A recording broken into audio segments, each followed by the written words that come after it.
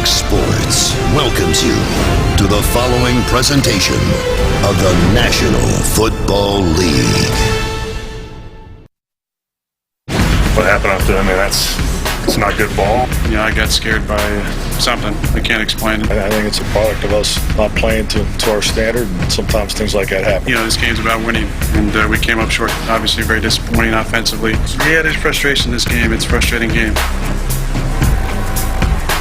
It has definitely been a couple of frustrating weeks for the Green Bay Packers. They lost on the road to, at the time, two undefeated teams. Only one of those two remains undefeated, and that is the Carolina Panthers. But Mike McCarthy, overall, they're back here at home where they've won 12 straight. As you said in the open, Troy, they're not panicking in this building, and they're taking on a Lions team that, if you think it's been frustrating for the Green Bay Packers, walk a mile in their shoes. 1-7 with changes all over the place.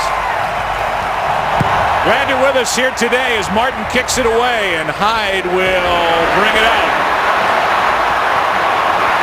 Can't make the 20. And brought down on the play after a 23-yard return by Isaiah Johnson, just added to the active roster. Let's go down to Erin Andrews. And Joe, you mentioned Eddie Lacy inactive today with that groin injury he suffered late in the game against Carolina. We saw him in practice yesterday, really unable to do anything, and that's when Mike McCarthy said that injury was a very big concern. Spoke with offensive coordinator Edgar Bennett, who told me James Starks will have more on his plate, all hands on deck for the running game. He also mentioned a new wrinkle or two lining up in the backfield, Joe. Aaron, thanks. Pass is caught. Flag flies as Randall Cobb makes the grab. Brought down immediately by Josh Wilson. It's an 11-yard completion, and we'll see if it stands.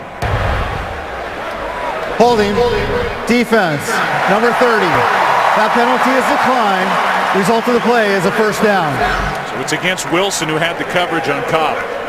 Follow up on what Erin Andrews said about Eddie Lacy. You watch him and the struggles that he's been through here over the last month of the season, and you had to believe that he just was not healthy. I know the groin last week, he's had the ankle injury, but just has not been the explosive back that we had seen through his first two seasons. Rodgers, quick setup and throw, and he's got Devontae Adams on the sideline, forced out by Lawson after a gain of 7. The numbers overall are ridiculous for somebody that I think you and I agree is the best in the business, but at home over the last 20 games, that's ridiculous. 52-2, touchdown to interception. Unreal. And he started 3 for 3. Adams again, first down Green Bay, and we'll look at the offense and highlight some faces for the Packers as they come in with a 25th ranked offense in the NFL. That's hard to believe. Well, they're making a statement here on this first drive. They've come out, they've thrown the ball on every snap. Aaron Rodgers is finding his groove. Yeah. Kill. We got 5-5. Green 18. Adams again, 4 for 4 is Rodgers, and he's brought down by Lawson, a gain of 4. We look at the defense. It's hard to remember that this was the second-ranked defense in the NFL a year ago. They are just getting shredded with their run defense and through the air, especially lately. 2nd and 6.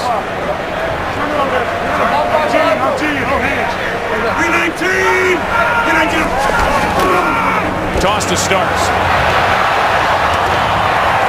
Aaron Rodgers will categorize James Starks as a slasher, as a runner that makes distinctive cuts. And that's really what they weren't getting out of Eddie Lacy, who had 5 carries for 10 yards last week and a fumble at Carolina. Well, he's a downhill back. He's been productive, really throughout his time here in Green Bay whenever he's gotten his opportunities. He was named the starter this week before they were even certain that Eddie Lacy was not going to be able to play. Tight. Green 19. On 3rd down, it's Starks, and he's got a first down in midfield.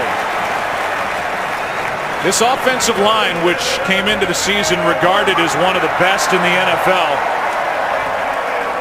They have been frustrated the last couple of weeks as well. 8 sacks over the last 2 games after allowing 11 in the first 6. So they have some answers to provide here today against Detroit. 319! 319 out! Go on! 158! 158! Rodgers, pass is low and incomplete. Had Adams, but couldn't get it to him.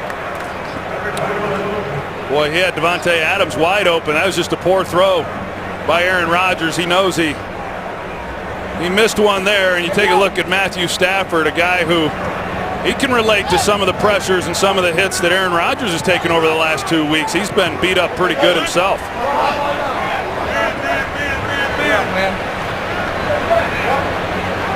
Heavy right. You're good though. You're good. Cobra, heavy right. Cobra. 319! 319 up. Starks, plenty of room. Down inside the 35. And an impressive opening drive so far for the Packers. Knocked down by Quinn, a gain of 17. This is one of the things that James Starks does so well. We saw it last week in the second half against Carolina. A couple screen passes that he caught. Big gains here on 2nd and long. They run the screen play again. And another nice pickup for James Starks.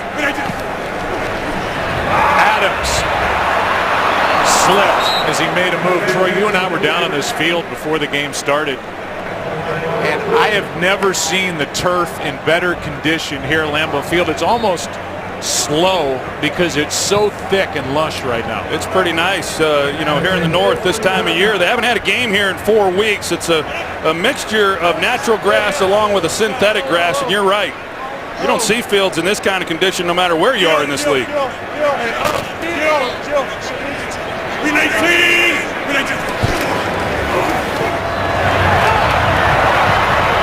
Here's Starks. It'll bring up 3rd down as he tried the left side. Packers have been so good in the opening quarter. 73 first quarter points. Most in the NFL. The margin is the best in the NFL. And this will be play number 11.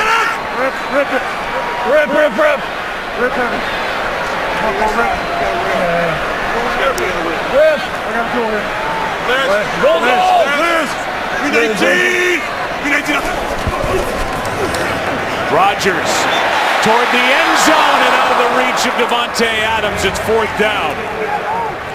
And the Packers right now look like they'll take the points as Crosby comes on. Well, Davante Adams, he was targeted a lot here on this opening possession, and most of those were against Nevin Lawson, and that's the guy who Aaron Rodgers talked about. Rashean Mathis, the 13-year corner, was put on IR yesterday, and Rodgers said if Mathis can't go, we're going after whoever replaces him. That is Lawson, and he was true to his word. They attacked him throughout this possession. Crosby is good as he banks it in. He hits the left upright. And the Packers lead by 3.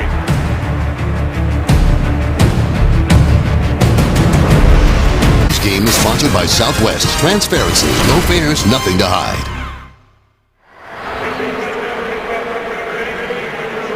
Well, the number now is 76 first quarter points put up by the Green Bay Packers. I know what came out of my mouth and what was on the screen were differing figures. 73 before that drive, 76 now to lead the NFL. And the 3 points lead the Lions. And now out of the end zone, it's Abdullah, the rookie, who's got great speed and wants to be more a part of the offense. Headed forward, 30-yard return. Good start, not what Aaron Rodgers wanted in the end. 3 points. And a Packer lead as Crosby banked it home. This game is sponsored by Bud Light. Make the right call. Drink responsibly. Matthew Stafford in the offense for the Lions, set up at the 24. And they run it with Joy Bell, who's dropped in the backfield, and a good play is made by Julius Peppers. A loss of 2. Julius Peppers, he gets inside the tackle, and he's able to get penetration then into the backfield, and Joique Bell has no opportunity. Julius Peppers just right on top of him. A great way to start this game defensively. Well, the run game for the Lions is last in the NFL. They're averaging less than 70 rush yards a game. That's the second lowest figure in the Lions' long history. Going back to 1946. The only time they've been less than that. Not much here with Bell. And Bell gets just a yard. And Matthew Stafford is tired of this number. 0 for his last 19 on the road against winning teams. There are the numbers. He is 0-4 on the road here at Lambeau against the Pack. Well, what's hurt this offense throughout the season is they've not been very good on early downs. They've had a lot of 3rd and longs. They don't stay on the field, unable to run the football, and this is where Matthew Stafford has taken a lot of hits. They have not handled the pressure inside, and that's exactly what the Packers are showing right now.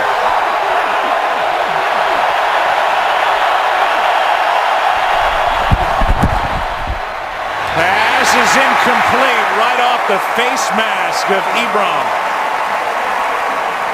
And Burnett was right there on his back anyway, and that drive lost a yard. 3 and out.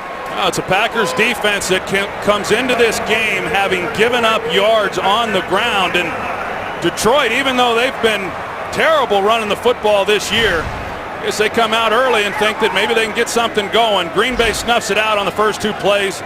3rd and long and force a 3 and out. Martin punts it, and immediately hit is Micah Hyde, and a good play downfield by George Wynn. But the Packers get it right back. Good start for Green Bay here, up 3. Today's game on Fox is sponsored by Ram Trucks. Guts, glory, Ram. By Pizza Hut's Triple Treat Box. Make any night a holiday. And by Visa Checkout, the easier way to pay online. Sign up now. Drive him back, young man. How good is that? Football in the yard in the shadow of Lambeau Field. And what's just stunning to me is how 80+ thousand people can be dead quiet when the Green Bay Packers have the ball, as we heard in that first possession. Well, they're smart fans here. There's no doubt about that. And you couldn't ask for a better day than we have here now. No wind whatsoever. Rodgers floats it over the head of Adams. Well, you can see Aaron Rodgers, he's frustrated with the throw on that one too. You know, going back to last week, just missed some throws that you just don't typically see from him. He had Davante Adams on that first possession up the sidelines against Lawson and failed to complete that one and missed another opportunity on that last play. 319! 319! Here's Starks on 2nd and 10. Not much. He takes it to the 41. 3rd down and 8. Coming up, let's go to Mike Hill with a game break. Panthers trying to stay unbeaten off to a good start against Tennessee. Jonathan Stewart having a good season. 16 yards gets him 6. 7-0 Panthers in the first. Joe, Troy, back to you. Mike, thanks. 3rd down and 8 here for Aaron Rodgers.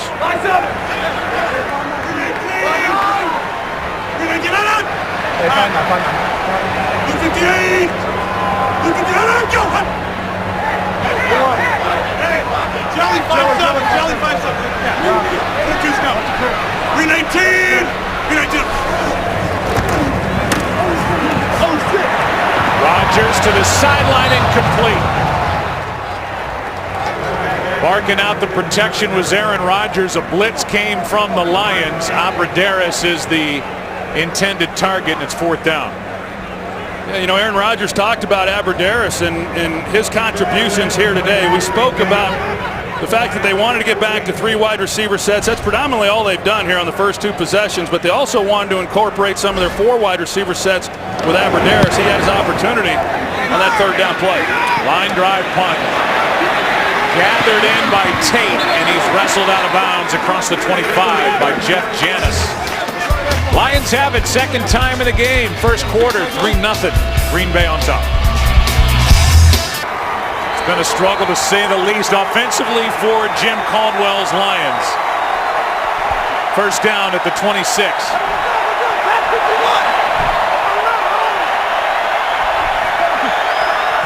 The rookie Abdullah in the backfield, and there's nowhere for him to go, making the most out of it. And this offensive line hasn't stopped anybody. Well, how long has it been? The last time the Lions won in the state of Wisconsin, 1991. Here are all the quarterbacks the Lions have had since their last win in this state. We say it that way for a reason. Get into that in a moment. 13 of them. Sean Hill and now Matthew Stafford.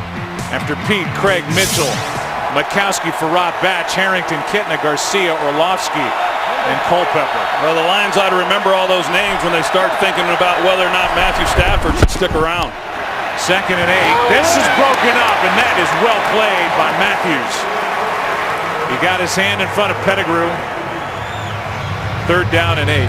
A lot of discussion about whether or not Matthew Stafford's going to return as the quarterback of this team, and I find it all pretty confusing myself. I've been a big fan of Matthew Stafford since he was at Georgia University, and when he came here to Detroit, this is where he wanted to be. But when you can't run the football and you can't protect the quarterback, I don't care who you are, you're going to have some tough afternoons, and he certainly has this year.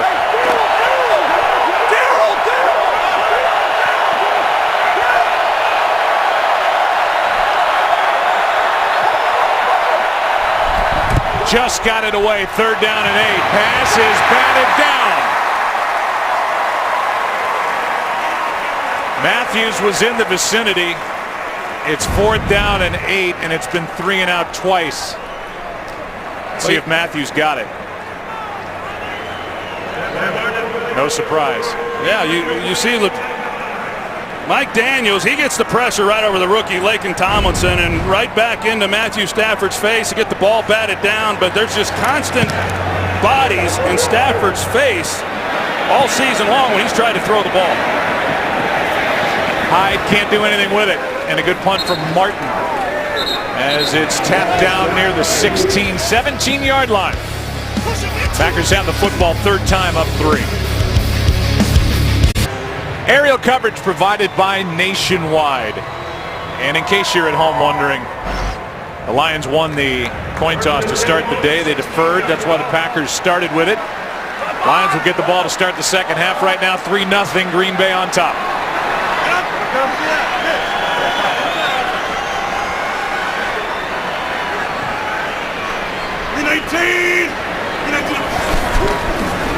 The late handoff to Starks. When we asked Aaron Rodgers about the switch to Starks, and again, this was knowing that Lacy was iffy and he's not active for this game, he just simply said production. The production of Starks has been better, and they're riding James Starks with Alonzo Harris, a rookie, backing him up here today. There's Adams. First down at the 40. And Adams has been busy. 18 yards. This is an outstanding job by him off the line of scrimmage. You see the move that he's able to put on Lawson, and then strong hands to be able to make that catch. This is an excellent job, and Davante Adams he's probably as healthy as he's been since week 1. It's his 3rd game back since he had the ankle injury. Felt pretty good last week. Very productive afternoon against Carolina, but he's been targeted a lot here in this first quarter. Yeah, how about 8 times already Adams has been targeted. Good protection. Starks. Vines forces him out. Gain of 2. A lot of protection there for Aaron Rodgers, and this offensive line has really been challenged here over the last couple of weeks. 2 good defensive teams, defensive fronts. Aaron Rodgers has been hit a lot, certainly a lot more than what he's accustomed to, but some of those sacks that were given up really had more to do with coverage than the way this offensive line played. See the numbers since week 4, not good. Gang it. 319. 319. Here's Starks on 2nd and 8. And a good play is made. That was Nada. A loss of 1, 3rd and long coming up. Yeah, they bring in Haloti Nada in the offseason. They lose Ndamukong Suh. Really, they lost the interior of that defense, and that's one of the big reasons why they have struggled the way that they have, especially in the run game. He's been a good addition, but he's limited in the number of snaps that he can take through the game. He's taking about 60% of the snaps defensively. But the loss of Sue certainly has impacted this defense. No tight ends, 4 wide receivers in the back. Ready, jump! Rodgers finds Cobb, and Cobb drops it. Good throw by Aaron Rodgers, and Randall Cobb just could not pull it in. And he had a mile to run after the catch. Well, the Lions, they bring the pressure. This is what the Packers have struggled with the last couple of weeks. Good route by Randall Cobb, just not able to haul it in. TJ Lang does an outstanding job of helping out his quarterback and keeping him from taking a big hit at the end of that play. Well, that might have been a touchdown. There was nobody out there for Detroit. Tate from inside the 10. Knocked down as he takes it to the 15. And while the offense for Detroit comes back onto the field, it's been a turbulent couple of weeks for the Detroit Lions. They fired their offensive coordinator. They fired their offensive line coaches. They've made changes in the front office with their general manager, with their team president. And yet through it all, here they are in Green Bay trying to get a win. There's a lot on their plate right now. Yeah, there is a lot on their plate. And you have to remind yourself this was a team that was 11-5 last year and a playoff team. But a lot of moves made over the last couple of weeks and a lot of question as to whether or not Jim Caldwell is going to be next. Here's Joique Bell. Joique picks up 6. Aaron Andrews has more on the Lions situation. I spoke to Golden Tate about what the mood is like with the Lions, and he said when you lose, people get fired, and if we continue to lose, the players are next. And he said, you know what, I want to keep my job, and that's why I am reminding people we did win last year. We are a good team. We practice well. We just have to find a way to put it all together and have some swagger. Starts up front with this offensive line. Yeah, they can start by picking up a first down. Stafford flushed out, finds a first down as he gets Lance Moore. And a nice adjustment by Matthew Stafford. That was a long throw. Well, initially he was going to go to Calvin Johnson. Shields plays that perfectly on the outside, but he's able to buy some time, navigate the pocket, come right back to the opposite sideline for the first down to Lance Moore. Demarius Randall in coverage. He's the rookie, first-round pick out of Arizona State. He's the starting corner now. They love him.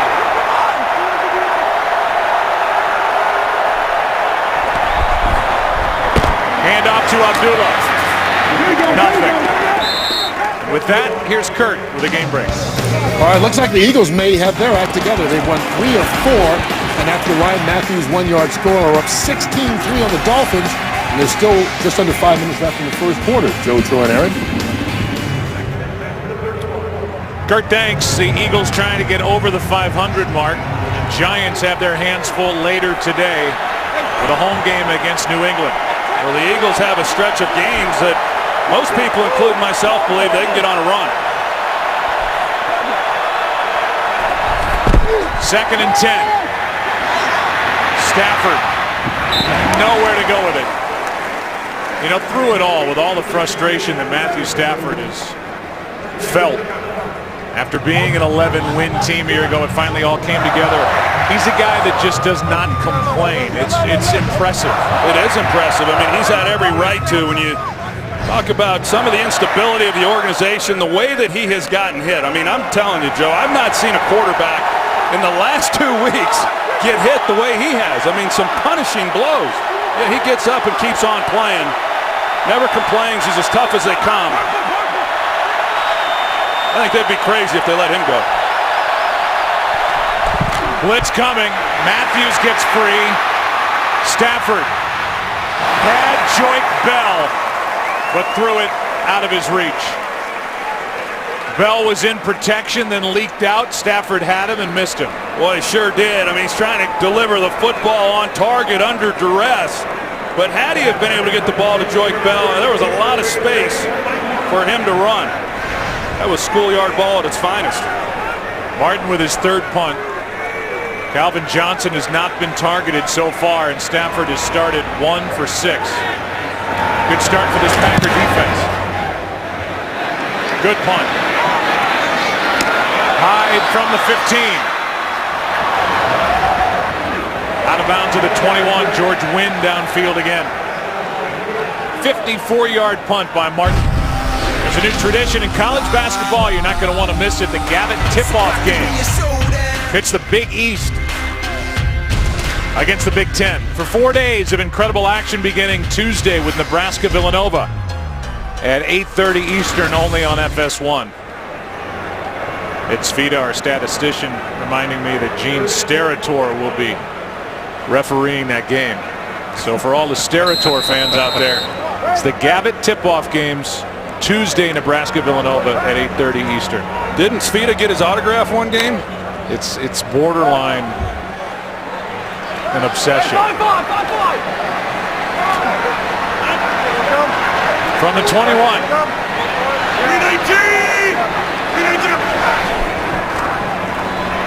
Rodgers, good protection again. And he's got Perillo, the tight end. And Perillo may work his way into the plan a little more. That for Justin, catch number 3 on the year. Whitehead brings him down a gain of 6. Well, an excellent job once again by this offensive line, giving Aaron Rodgers plenty of time to look over the field before checking it down to Perillo. Right now they motion, they got Randall Cobb back in the backfield. Yeah, I got it. Blocking right. Blocking right. 5 or 6 man. Pause. 5 man, yeah. Ready. Just. Good play up front defensively. And that's the big body of Gabe Wright. The rookie made the play, the 4th-round pick out of Auburn, a loss of 3, and he was right on the back. Well, Randall Cobb. Yeah, they're asking, Corey Lindsey, they're asking him to try to make that block, but not before he was able to get into the backfield. Randall Cobb, just no opportunity.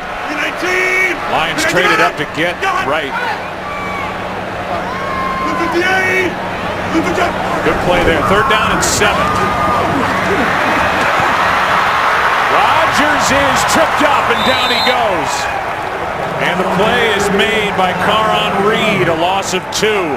And this defense for the Lions is playing better after that first possession. That's an outstanding job of Reed fighting off the block and being able to make a tackle in the open field against Aaron Rodgers. They've given up some yardage to quarterbacks once they've scrambled. Rodgers picks up this first down if he doesn't make that play. We are through 1 quarter of play. 3-0 Green Bay. Back after this from your local Fox station. Talking about how thick that grass is, it is lush here at Lambeau, and you can see they're already changing shoes.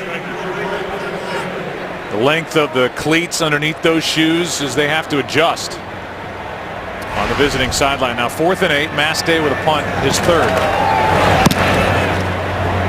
Line drive spiral, drives Tate back inside the 25. Room to run, Golden Tate to the 45. Knocked down by Mastay, the punter. And Tate is not able to pop back up right away. 22-yard return. That would be his long for the year. It is, as he grabs at that right ankle.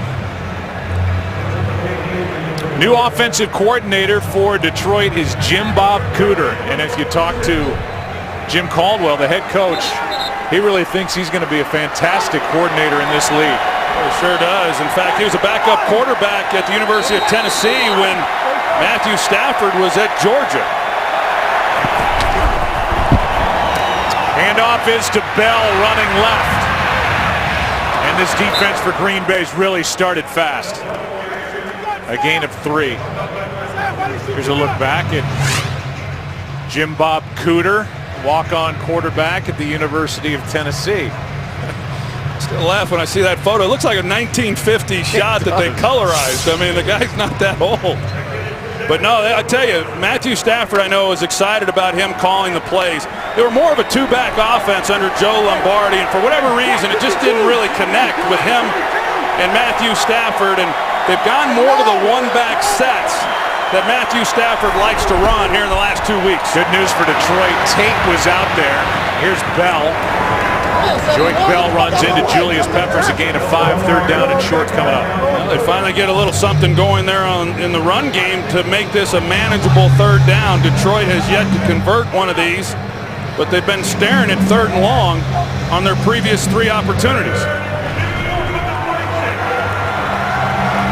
They only have 1 first down so far. They've had 3rd and 11, 3rd and 8, 3rd and 10. This is 3rd and 2.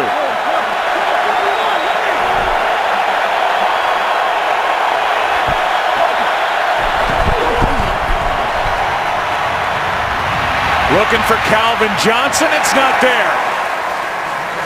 And Dom Capers has to be thrilled with the way his defensive group has come out of the gate here today.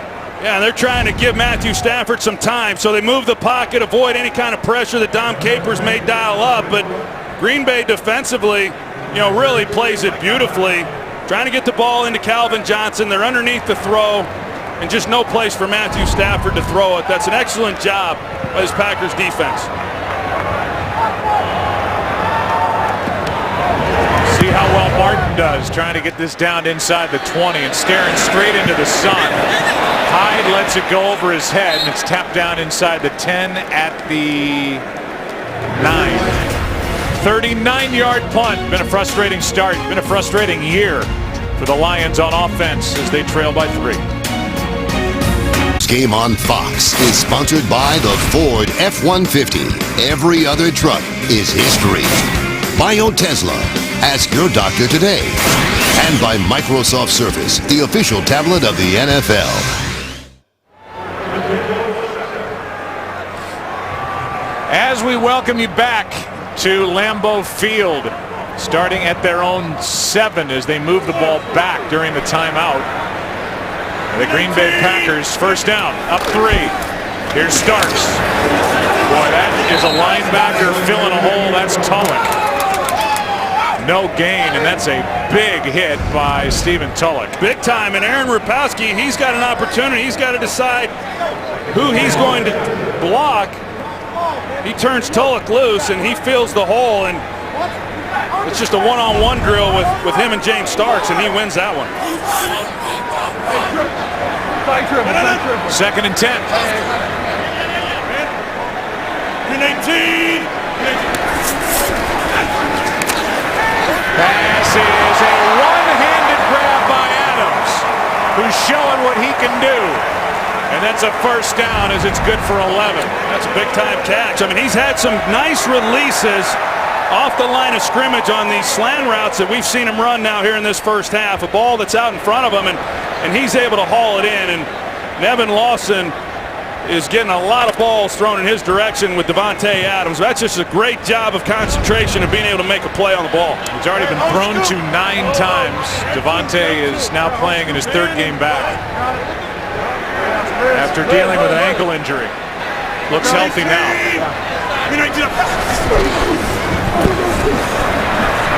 Rodgers is swallowed up as the protection breaks down. Tahir Whitehead was in there for Detroit, a loss of 7.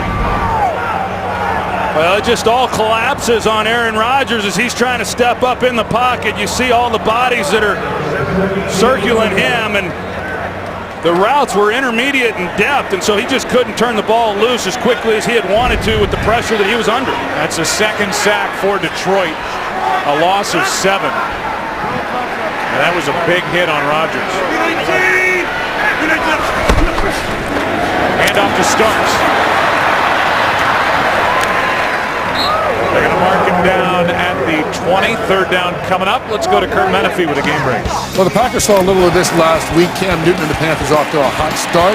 Newton 10 for 10, 115 yards, and that touchdown to Ed Dixon, and they lead 14-7 in Tennessee. Joe Troy-Narrant.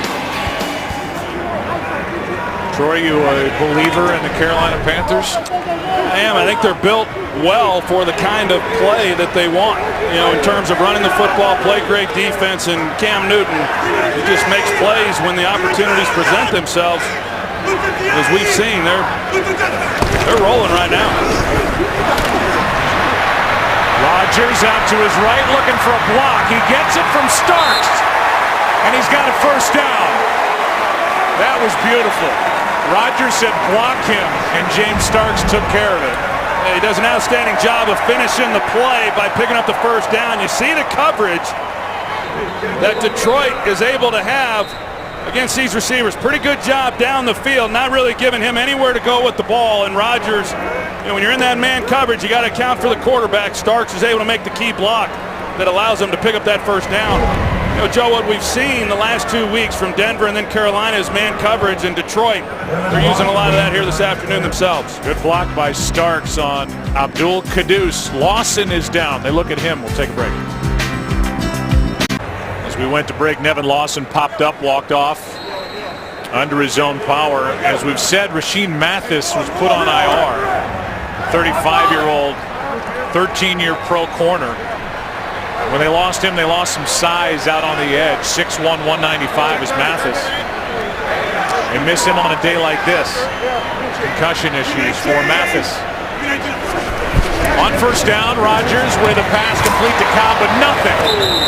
And that's Abdul Quddus, who was the man blocked by Starks on that first down run by Rodgers moments ago. And Rodgers a little gimpy walking around back there. Yeah, like I said, he's taken a lot of hits over the last couple of weeks. That was as we take a look at maybe he landed funny.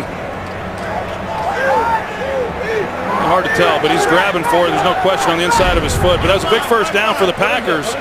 This is an offense after that first possession that they settled for the field goal. They haven't been able to do much offensively.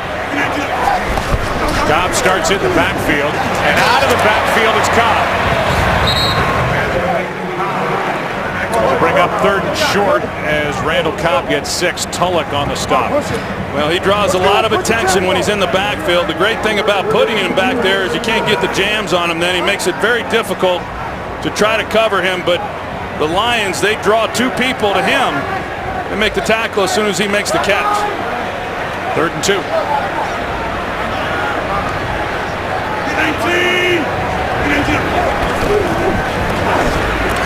This one is floated for Abrederis. And his first catch, they love him. He played at Wisconsin. And Aaron Rodgers thinks he's got a chance to be a big-time contributor. Yeah, he likes him a lot. It's a nice route. It's similar to the touchdown that they threw last week to Randall Cobb. In a hurry, a snap from Green Bay. A lot of room for Rodgers out there if he wants it. And he throws it away. Ziggy Ansah ends up on Aaron Rodgers' back, 2nd and 10. I'm a little surprised. Rodgers, he gets out in the open field. There's nobody out in front of him. And he pulls up as though he's got a really open receiver. He did. He takes a hit at the end of that play. But he had a good 15, 20 yards out in front of him that he could have taken had he have just ran with the football. Now Alonzo Harris, the rookie back out of Louisiana Lafayette. College free agent. Checks in. Here's that catch by Abrederis.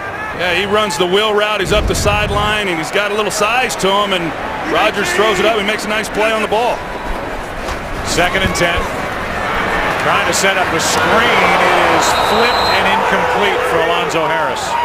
3rd and 10. I tell you, it looked pretty good for this Packers offense on that opening possession. They came out throwing the ball. They were attacking Lawson with Davante Adams, completing passes, and it's just been a bit of a struggle. They're moving the ball here on this possession, but just nothing real clean in this first half. Some of the struggles have continued against a defense that, quite frankly, just has not been very good through the first half of the year. Preston Butler, an extra defensive back who was just added to the roster, checks in. 11th play of this drive. They've had 2 third-down conversions on this possession.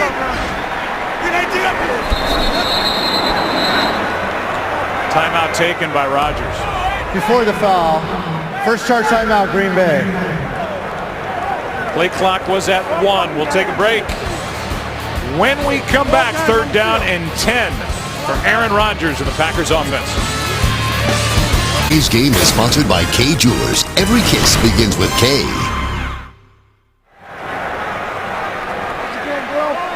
Third down and 10. with 8.5 to go in the half. 258! 258! Hot, go on! Hot! 319! 319! Rodgers throws. Pass incomplete for Cobb. And another stall on offense for Green Bay. Wilson with good coverage on Randall Cobb and a punt from Mastay again.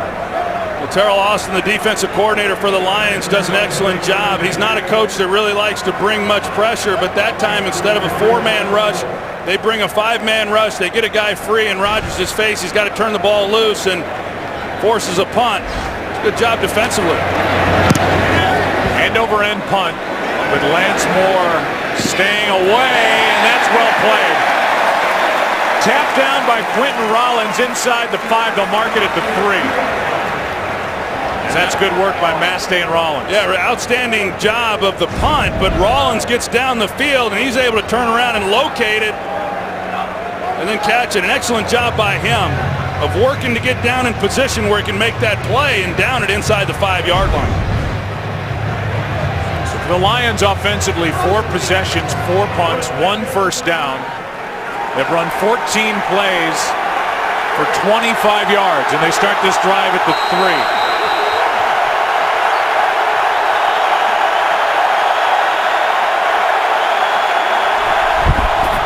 Abdullah.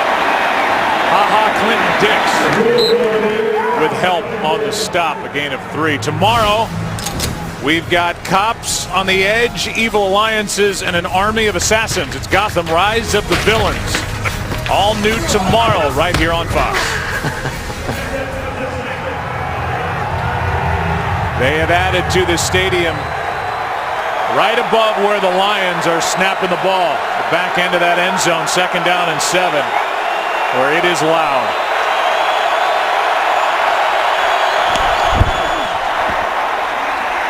Stafford has a first down. Calvin Johnson has his first catch. Well, Calvin Johnson, he's one-on-one outside. He's been battling an ankle injury throughout the week and didn't get much practice time. That's kind of been his thing, really, for the last several years. He's battled through a lot of nagging injuries here over the last several seasons, which has kept him from getting much work in practice. And I don't care who you are or how good you are, that eventually has an impact on your performance on Sundays. But they get a one-on-one look on 2nd and long, and off the play action, pick up a much-needed first down. Demarius Randall is injured on that last play. And we'll take a break as Randall needs help getting off the field. We'll show you what happened to Demarius Randall. It happened after the play. First down, Detroit, down by 3.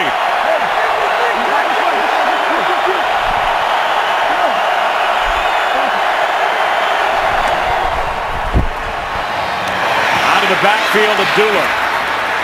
Nice move out on the edge. Went around Palmer and gained 7. Here's that last play. And a little slide right there. Put strain on the, looked like the groin, but the first rule of broadcasting is don't try to speculate what an injury is, but that looked pretty clear cut. Yeah, and Demarius Randall, who, you know, is a rookie, really has a lot of upside. They really like the young man, and he's made some game-saving plays. You know, here in the first part of this season, had his opportunity to start here today. We'll see whether or not his afternoon is finished.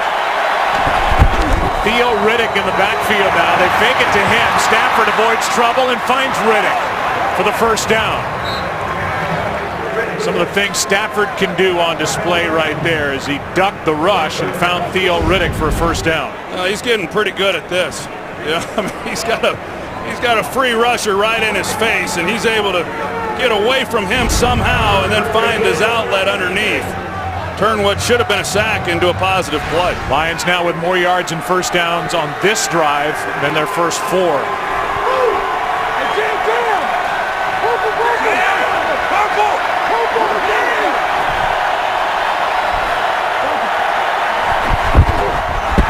Stafford just has to fall on it. Looked like he took his eye off the snap. Demarius Randall will go into the locker room and get looked at. You know, you think about these defensive backs for the Green Bay Packers. They've had a number of guys that have missed some time, but you know, I think they might have hit on Demarius Randall, and if he can continue to grow as he goes through his career, and then if certainly the second-round pick, Quentin Rollins, who made the nice play to start this drive inside the 5-yard line, they got something they can build on if they hit on those two corners.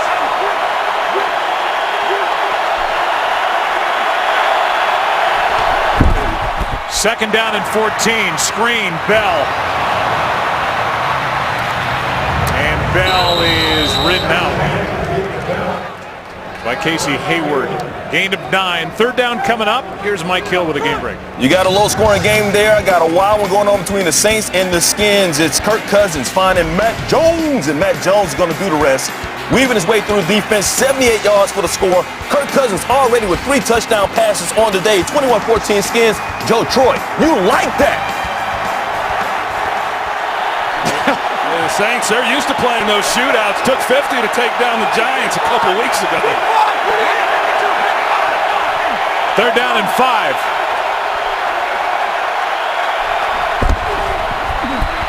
Stafford over the middle. Catch made, Ebron, and let's see where they mark him. Depends on the spot. Knocked down right at the marker. Yeah, that one's close. That's right on the marker where they came in, and where he's standing in the yellow line, it looks like he got it, but it was awfully close. His knee's down there, and boy, I'll say this. It looked like on the play and on the replay he got it. Where the line judge was standing and where his left foot was, it was short of that yellow line, and it is fourth down. They're going to bring the punt team on for Detroit, and I don't know that the Lions got the best spot right there. That's obviously something that is challengeable if Jim Caldwell wants to challenge the spot. He's talking upstairs to his support staff as to whether or not they got a picture that gives them reason to challenge this play, and it is awfully close. Question is the left knee down? He's got some time now to make this decision because they're coming out with the chains to measure it. So he can make a decision whether he wants to challenge it or, in fact, if they're short, if he wants to go for it on fourth down.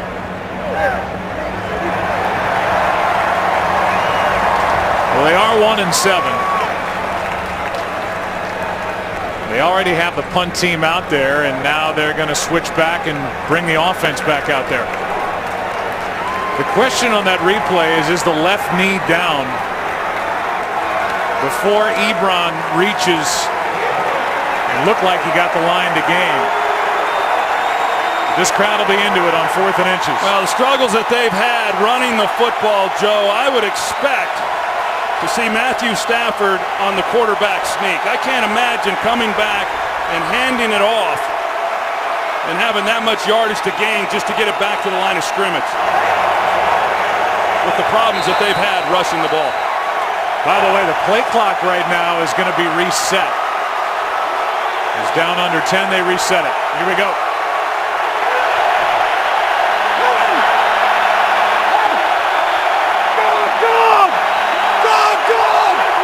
Green Bay's got to be worried about the hard count, too.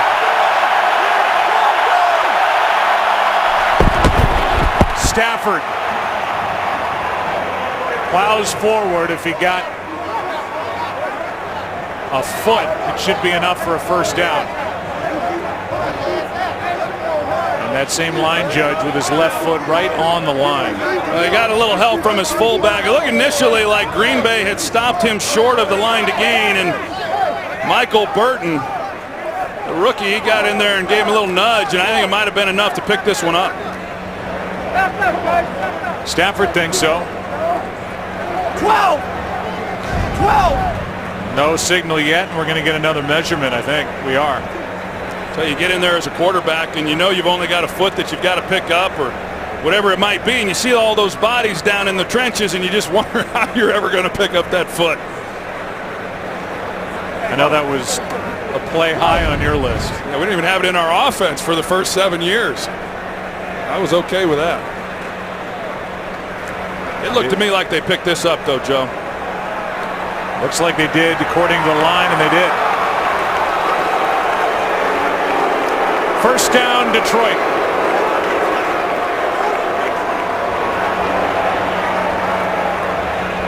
Detroit with all 3 timeouts remaining in a 3-point game, and this will be the 9th play of the drive. And if you're Jim Caldwell, you're 1-7. The ball's inside your own territory, just outside the 40. Why not? And they pick it up.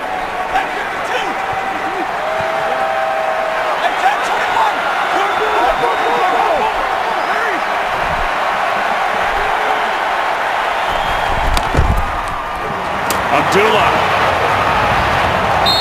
Good play made off the edge. A flag is down, and so is Stafford.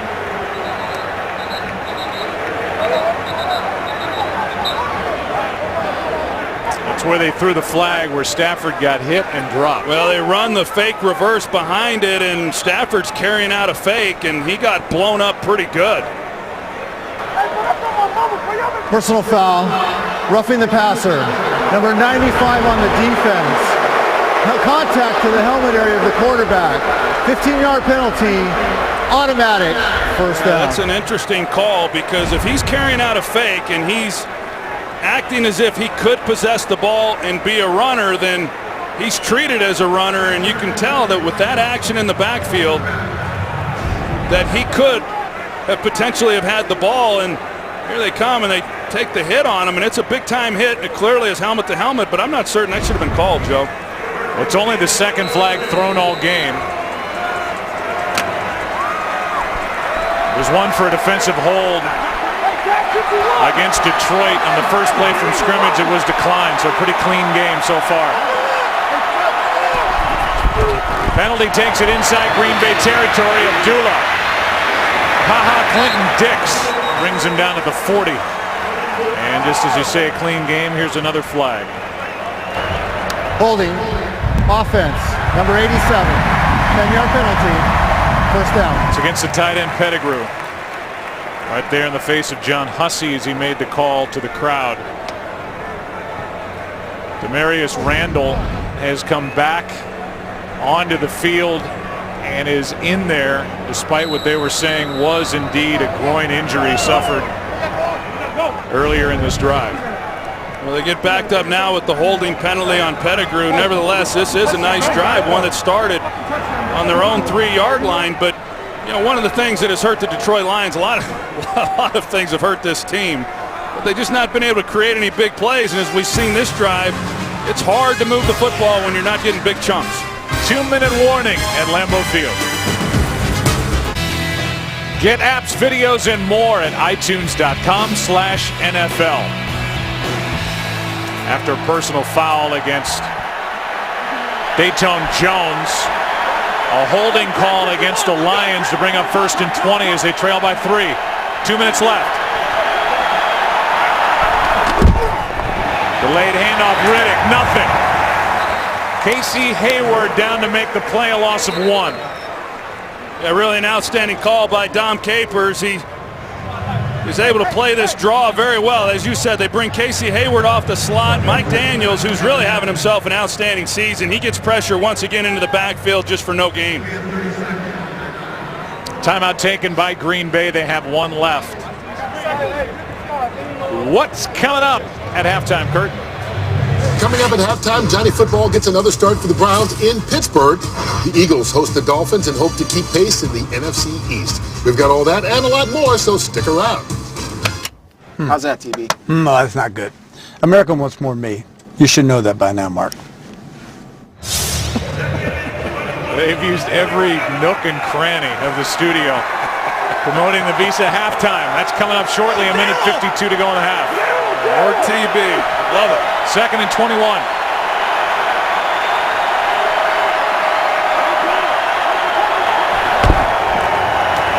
Stafford, Ebron. Nice hurdle. The 3rd and long coming up. Went over the top of Demarius Randall. Good for Green Bay to see him back out there. And Ebron went right over him.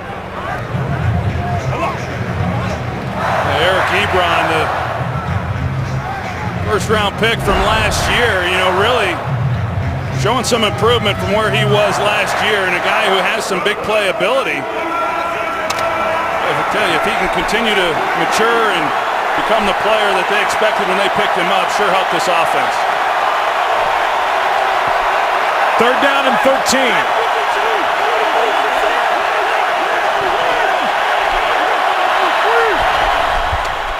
Just got it away. Pass is way short. Caught by Ebron, wrapped up by Clinton Dix. A gain of 3. It's 4th down. And we'll see what the Lions want to do here. That was only the second play they've run inside Green Bay territory the entire half. Yeah, Minnesota had a lot of success a few games ago against this Detroit offense, bringing pressure. They didn't handle it very well. Dom Capers, he's brought some pressure here in this first half. He does there on 3rd down, forces Stafford to get the ball out of his hands quickly. No chance whatsoever to pick up the first down.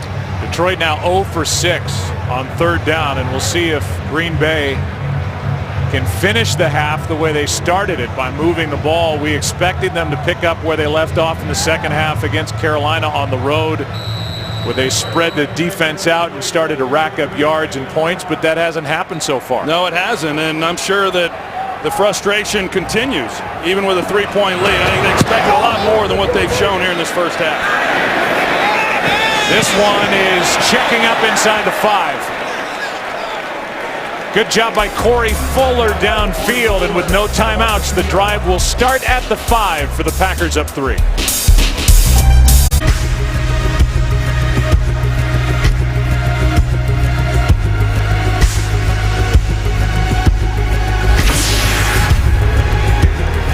More frustration for this Green Bay offense. Makes you wonder what Vince Lombardi would say at a time like this. What the hell's going on out here? They're too good for this. Shown the ability to move the ball, but they've stalled after that first drive. Pass is caught. What a play. Richard Rodgers made the catch. He's slow to get up, and Quandre Diggs is there to just knock him down immediately. Yeah, he makes a nice play on a bigger guy and able to come in low immediately and make the tackle. 2nd and 10. Pass caught by Adams, and then he gets hit by Abdul Quddus. 3rd down coming up, clock running, no timeouts for the Packers.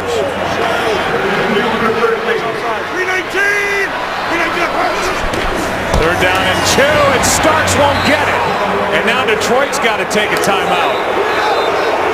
And this crowd is letting the offense hear their frustration. It's 4th down, timeout, Lions. They continue to be out of sync offensively, whether it's in the passing game or in the protection up front along the offensive line, but just too many guys turned loose. We saw it last week with guys having free runs then at Aaron Rodgers, and this time Jason Jones is turned loose inside, and he makes the play on Starks, and you can see the frustration there on Mike McCarthy's face, and this is just not something that they're accustomed to. It's one thing to say, well, we played good defenses the last 2 weeks on the road, which they have, but against a defense that has really had their problems, and to be doing it here at Lambeau Field is a real shock to me. Well, you saw the numbers, 3 and outs for this offense. It's led by Aaron Rodgers, the reigning MVP in the NFL, 2nd time he's won that. Past Super Bowl champion, the dynamic Aaron Rodgers. They've had 3 and outs in this first half, and this is the 5th straight punt for the Packers. And now the Lions will have a chance to get on the board. 2 timeouts left.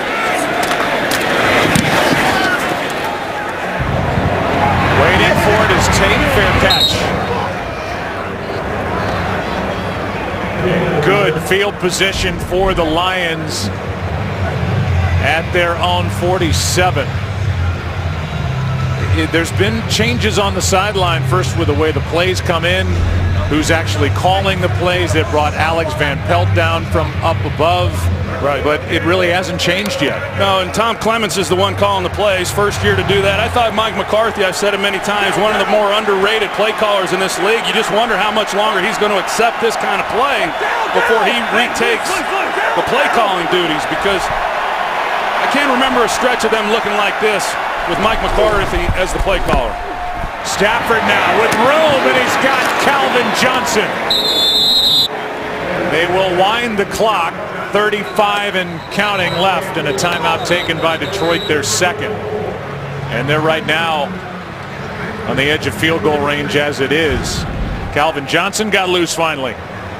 Yeah, what a beast he is when you're playing man coverage as Sam Shields is. And You know, you go back to the Lions going for it on 4th down, Joe. By them converting that, they didn't get any points off of that drive, but what they did was flip field position. So they back up the Packers. Defensively, they force a 3 and out, and now they give the offense a great opportunity with good field position here at the end of this first half to come away with some points. Who knows, maybe a touchdown, but if nothing else, an opportunity to try to tie this game up.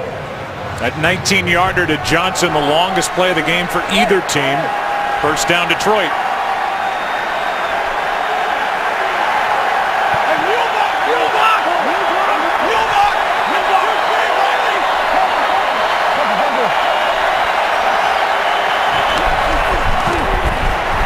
Stafford is protected. Ebron can't haul it in. Hyde was on his back. 2nd and 10. Well, the longer you keep a team in it like this, Joe, I mean, we came into this ball game, of course, a 1-7 team, and as we've talked about, a group that had really struggled both sides of the ball. And you say, okay, well, the Packers have an opportunity then to get things going, and it just hasn't happened on the offensive side. Defensively, they've done a nice job, but you let teams hang around like this, a lot of bad things can happen, and this has been a lot tighter here in this first half than anyone could have imagined for the Packers. Stafford, pass is caught, not for much. Golden Tate made the catch, and there defending was Casey Hayward. And the final timeout taken by Detroit. Typically you want to keep that timeout in your pocket for the field goal unit, but now they're out of timeouts. Tate, little Ginsby. Next week, Fox NFL Sunday returns doubleheader. There are the matchups, including the Packers and the Vikings in what will be a good one in the NFC North. The two teams come in tied at the top at 6-2. Our coverage starts next week at 11 Eastern with Fox NFL Kickoff, followed by America's #1 pregame show, Fox NFL Sunday. And boy, Minnesota, they're on a heck of a run. They've won 4 in a row. They play later this afternoon against the Oakland Raiders at Oakland, which will be a tough game for them. But that game next week shaping up between the Vikings and Packers. That's going to be a big one within the NFC North. 3rd down and 7 here for the Lions, who are 0 for 6 on 3rd down. Packers ended up a 10-point favorite here at home, opened at 12. Just a 3-point game and a chance for the Lions. Seems to be a little confusion right now with the Packers defensively trying to get lined up.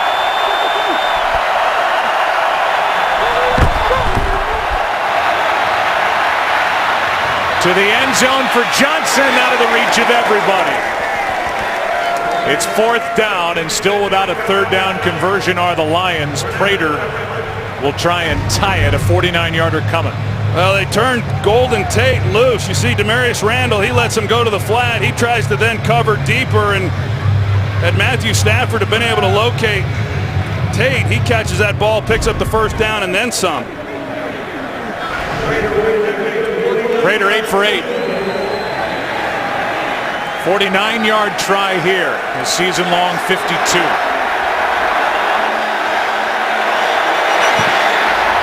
Prater drills it, and this game is tied. The Lions have not won in Wisconsin since December of '91. And it looks like this thing's going to be tied at the half. Packers 3 points in the first half today, their fewest since December 15th of 2013 at Dallas. They trailed 26-3 and came back and won that game against Tony Romo. And the Dallas Cowboys 37-36 was the final, and that was not behind Aaron Rodgers. That was behind Matt Flynn. And the Cowboys forgot that running the ball might take time off the clock. The Visa halftime is coming up. Plenty to talk about on the Visa halftime as we play here in Week 10. 12 seconds left in the half.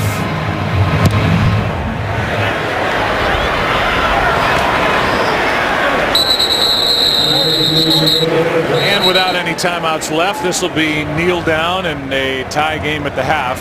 As Aaron Rodgers, you can just see it all over him. Frustration. Not the same of what we saw last week in Carolina until they kicked it into gear in the second half, and certainly after that 77-yard passing day at Denver 2 weeks ago.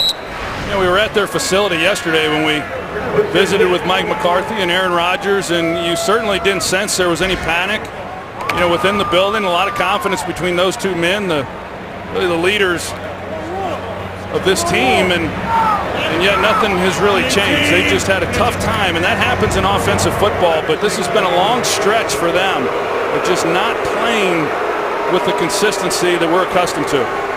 Packers, who've won 12 straight at home, haven't heard that noise in a long time. Booing as they head off the field into the dressing room to talk about it. 3-3 at the half.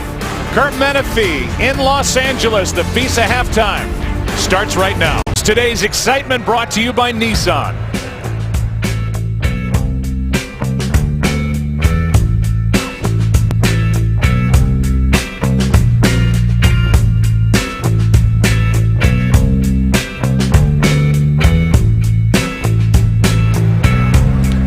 Today's excitement brought to you by Nissan. Freddie Aldis bringing out something from the funk closet for that little video montage. And now we welcome you inside our broadcast booth here at Lambeau.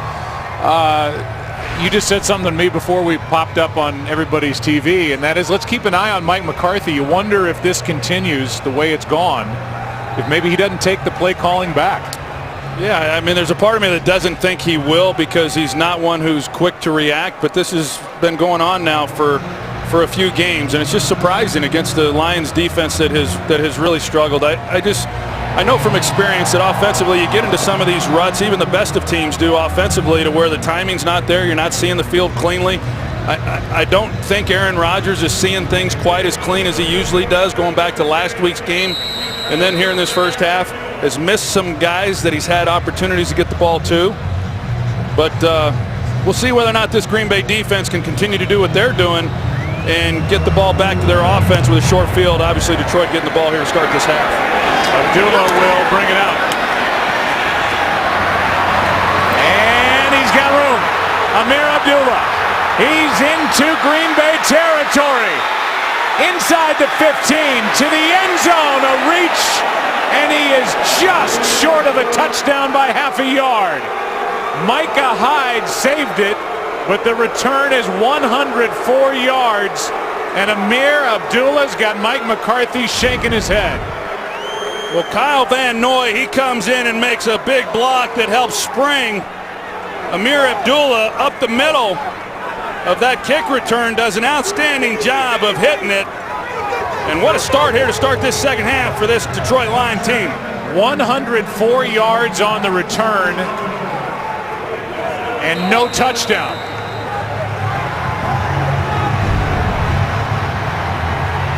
Came within half a yard of a score. They marked him at the 1. And on first and goal, it's Bell left side going backward.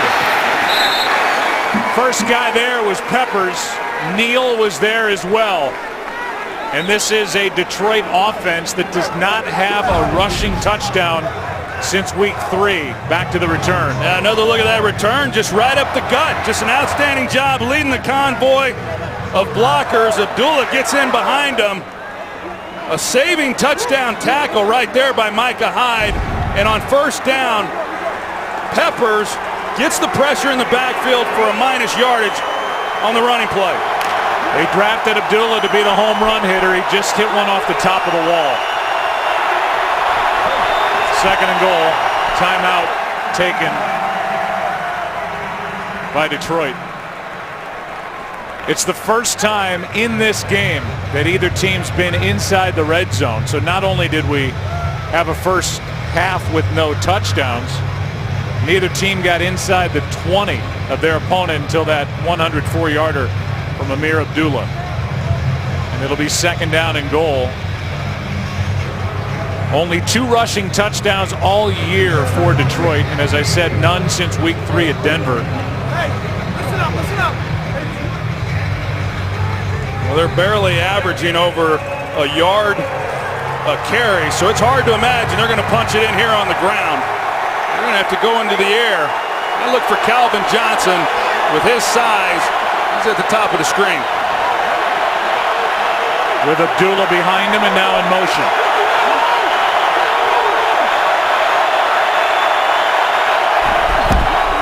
They toss it to Tate. Got around one tackle. Gets a block. Cannot get around Matthews. And they're trying trick plays down here inside the 5 to try and punch it in. It's 3rd and goal. Well, it's telling, Joe, that they just don't feel that they've got the horses along that offensive front in order to get a push and drive the ball into the end zone. They tried. There was nothing there. You try to bounce it, then on 1st down, you lose yardage. Try with a misdirection play on 2nd down. This is going to be huge for this Packers defense if they're able to make a stop here. And now with too many men out on the field, Green Bay has to take a timeout.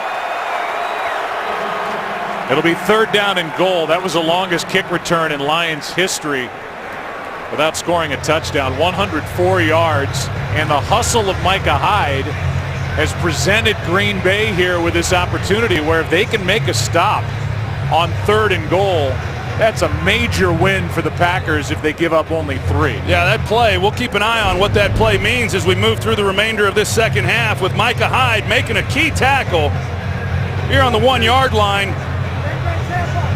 This is demoralizing for an offense. If you get the ball where you get it to start this drive and you're not able to come away with a touchdown,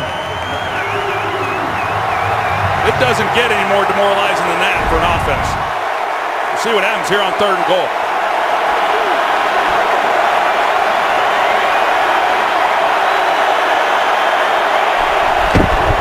They fake it to Tate. Stafford, touchdown as he finds the tight end Pettigrew. And on the first 3rd down conversion of the game for the Lions, it's a touchdown to take their first lead of the afternoon. Well, we've seen Jim Bob Cooter now on a few situations move the pocket, try to buy Matthew Stafford some time. When you do that down here, you only then have half the field to work. But Pettigrew shows the block. He comes out. Stafford puts it on him. That's a good job of finishing off a 3rd down in order to come away with a touchdown. 2-yard touchdown throw to Pettigrew, and for Brandon, his first of the year. Prater to make it 10-3.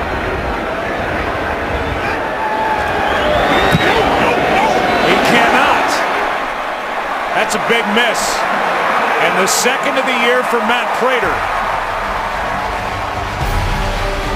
9-3, Lions on top.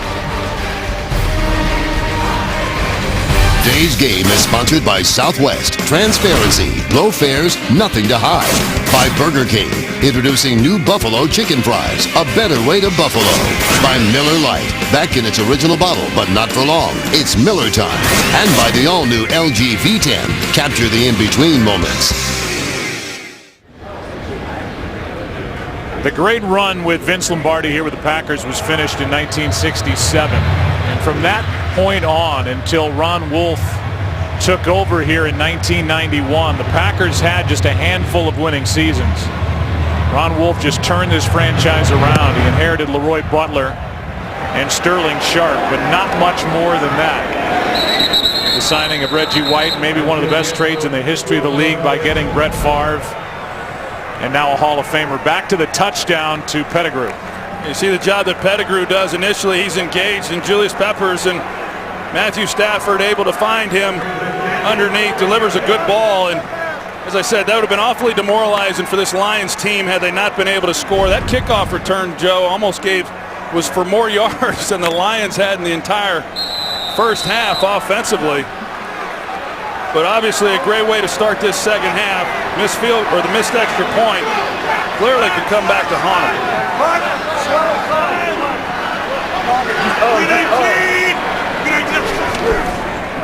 Here's Starks on 1st down. With that down to Aaron Andrews. What'd you learn, Aaron? Talked to Mike McCarthy coming out of the half, and I said, why is this offense so out of sync? And he said, mistakes. Dropping the ball, not making great passes. He said, we're not running it well. All of it needs to be corrected. I did ask him if Aaron Rodgers is okay. You guys mentioned he's missing some throws. We've seen him rubbing his foot and his arm. He says he looks fine to me. How does he look to you? 2nd down and 8. Rodgers keeps it. Throws it low. And off the hands of James Jones. And we've seen Rodgers miss some throws now. It's 3rd down and 8. Aaron, finish it off. I'll tell you, I'm not going to evaluate how Aaron Rodgers looks, but after Detroit scored, he looked over at me, rolled his eyes, shook his head. You guys are asking if Mike McCarthy is going to call any of these plays, kind of change it up. I will tell you, when the offense went out on the field, he grabbed his Microsoft Surface tab, looked at some plays, and started going over them before he threw it back over his shoulder, guys. They're down and 8 here. Trying to avoid their fourth 3 and out. It's Adams. Incomplete, no flag. Nevin Lawson with the coverage, and it is 3 and out. Well, there was certainly contact. I'm not sure who exactly initiated. As you're going to see, Nevin Lawson, 24. Looked like Davante Adams might have been the guy who came in initially with the hands and initiated the contact. The officials, they let it go, and they're still challenging this second-year player, Nevin Lawson, but he wins on that one. Another punt from Mastang. He doesn't hit a very good one at all. See where they mark it. On Green Bay's side of the 50. Detroit will have the ball after a 25-yard punt, leading by 6. To review, the Lions got the 104-yard kickoff return by Amir Abdullah. Converted on their first 3rd down of the game when they scored the touchdown to Pettigrew.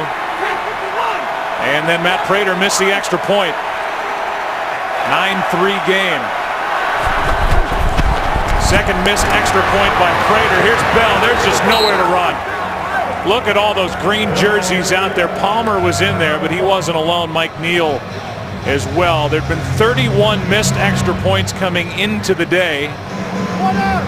8 missed all of last year. And Prater with his second missed extra point now that it's basically a 33-yard field goal. Well, it's a 6-point game. The longest run of the day for the Lions, just 6 yards, not being able to run it, but because of the score, what it is, they can at least continue to try to, even though it's been so futile. Green Bay defense has played well. For 2nd down and 11. Just a smothering attack, and Stafford had players in his face immediately. Pressure by Daniels. And it's 3rd and 11. Well, they got Michael Olah there at right tackle. He gets beat immediately, and you got Julius Peppers who's free on the rush, and Stafford just has no chance. He's about getting tired of that too. 3rd down and 11.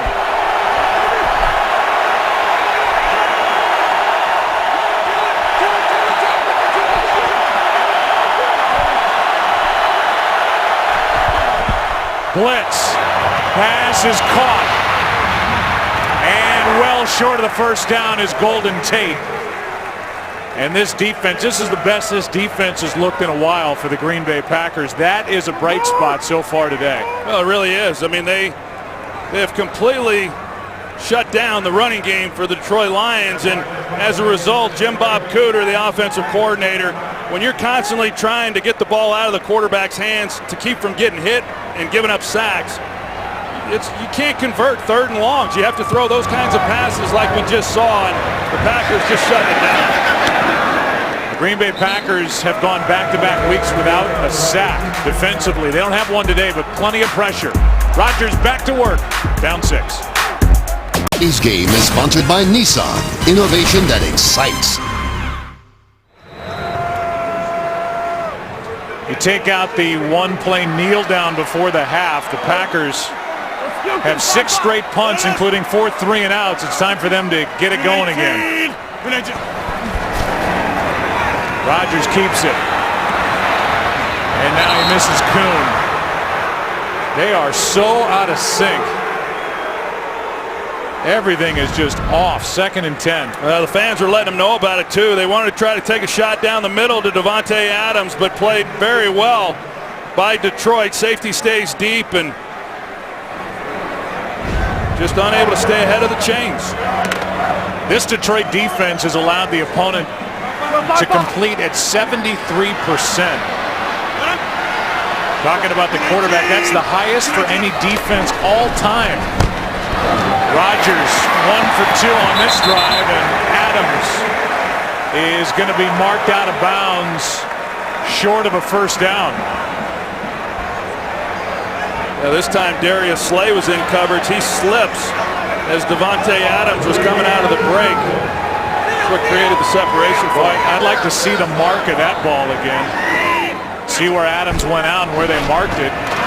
Here is Starks. It doesn't matter because Starks with a second effort picks up the first down. That's a big first down. It's 3rd down and 1, and Starks is able to plow ahead, pick up 5, and try and get something going for this Packers offense.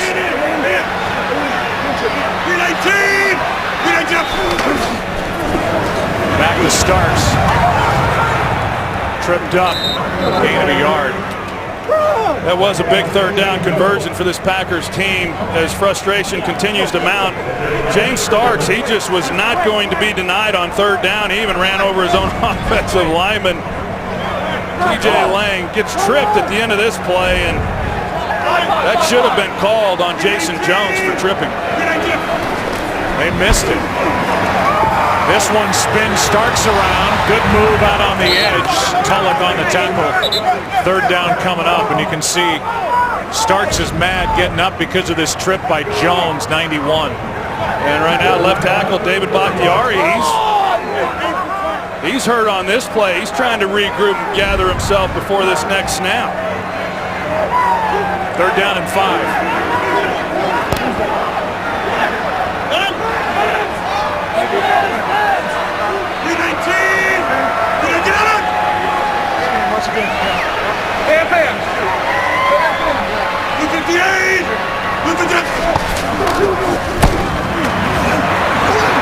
Rodgers. Got a man, Rodgers.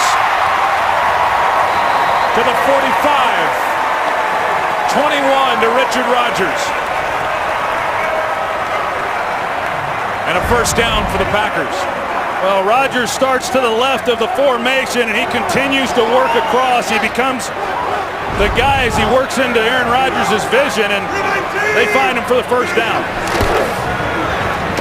Here's Starks now. That 21-yarder to Richard Rodgers, the biggest play from scrimmage by either team today. Starks carries it on first down.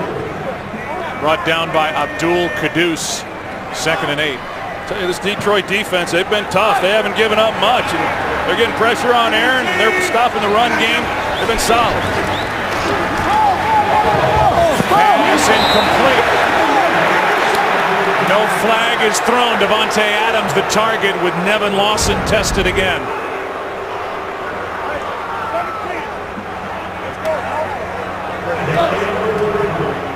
Rodgers wanted the flag. Looked like there was some contact, probably a good no call. Jordy Nelson is here. He was catching passes before the game, and Jimmy Johnson talked about it at halftime. Can't overlook what they miss without Jordy Nelson. There's no denying you miss Jordy Nelson. The guy's too great of a player. On 3rd and 8. Rodgers passes tipped, knocked down by Whitehead. And that forces 4th down. Good play by Tahir Whitehead back in that zone. He's trying to get the ball, it looked like, to Abradaris. There just wasn't much there. A lot of bodies in the middle of the field, and Aaron Rodgers probably fortunate that ball got tipped. Yeah, that was Jones who got his left hand on it right in front of Whitehead. There were 2 players there for Detroit. And now Mastay with a punt.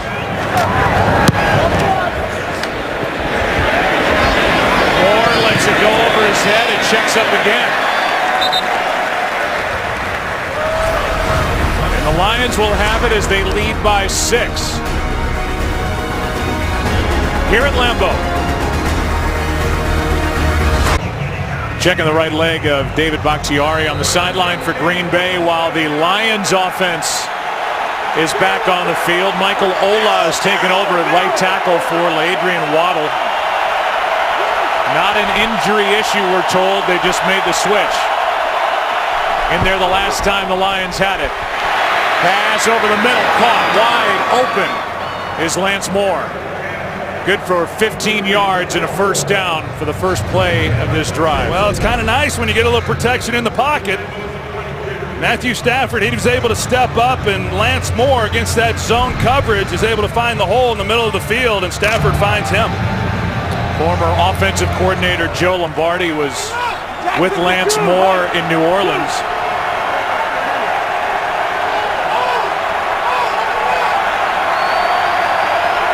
First down from the 22. Joyke Bell. One of the few times he's had a little daylight. Picks up 5, brought down by Nate Palmer. Joyke Bell, he's a downhill runner and really a solid player. He was their featured back last year when he rushed for over 800 yards. They brought in Amir Abdullah, and eventually he's going to be the guy that they hope can take over that position. But Joyke Bell with a solid run. Hey, we're done. Second down and 5. 51 is the sale.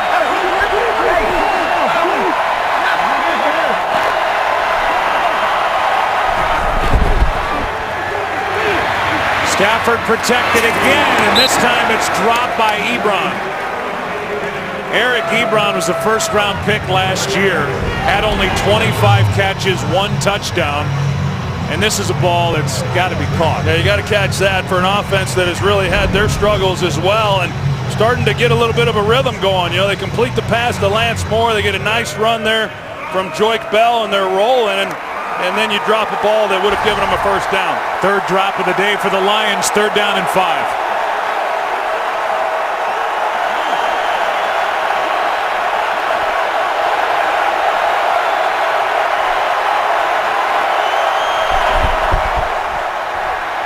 Stafford, pass is caught by Calvin Johnson for a first down. On third down and 5, a completion of 16 yards. Well, Matthew Stafford, he's got a guy barreling down on him. He knows he's got to hang in the pocket to deliver the ball to Calvin Johnson, and you see what Stafford's dealing with. And Dayton Jones, who's gotten more playing time in this game, he was the one who came uncovered. But an excellent job by Stafford, knowing he's going to take the hit and delivering the first down throw. Theo Riddick in the slot up top.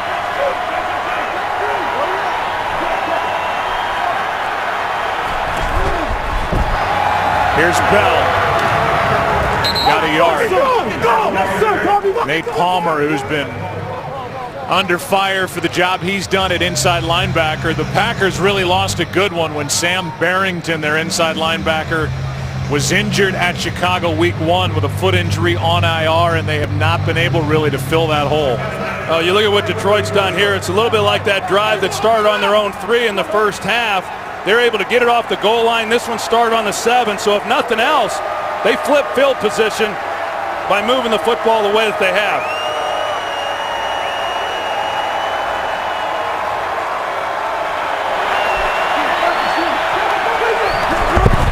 Just got it away. Pressure. Riddick still on his feet. A missed tackle. That was Peppers who missed him.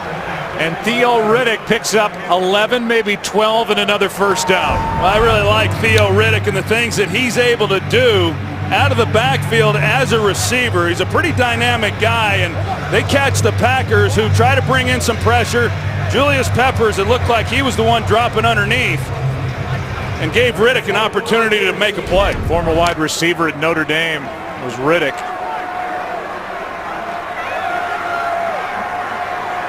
Stafford's picked it up as this game has gone on. He's had a little better protection as well. On first down, it's Bell, left side, and into a big body of LaTroy Guion. No gain. Carolina Lightning 11. See how he's picked it up after a 1-for-7 start. And the 1 touchdown to Pettigrew, the only touchdown of the day. The thing that's pretty amazing about Matthew Stafford, you get hit as much as he's been hit this year, a natural tendency for a quarterback is to start looking at the rush, and I have not noticed that from him in getting ready for this game nor here this afternoon. He continues to keep his eyes downfield and look for the open guys.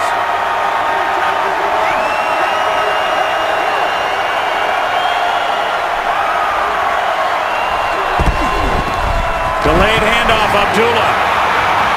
Amir Abdullah is going to get 9, brought down by Clinton Dix.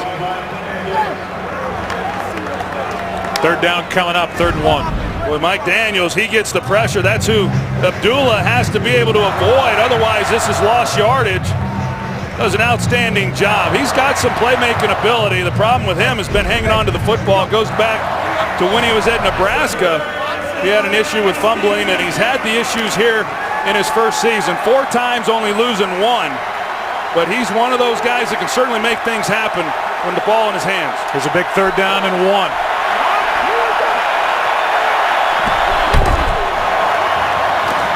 Stafford pass is caught for a 1st down. This time Ebron hangs on. And another 3rd down conversion, that a 13-yard completion. And the Lions are getting on a roll. Yeah, once again, pressure in Stafford's face. He's able to move around a little bit and deliver the ball to Ebron, who really does an excellent job. Not the most accurate of throws, but he's able to haul that one in after the drop that he had earlier on this drive. Lions 3 for 4 on 3rd down this half. First half they were 0 for 7.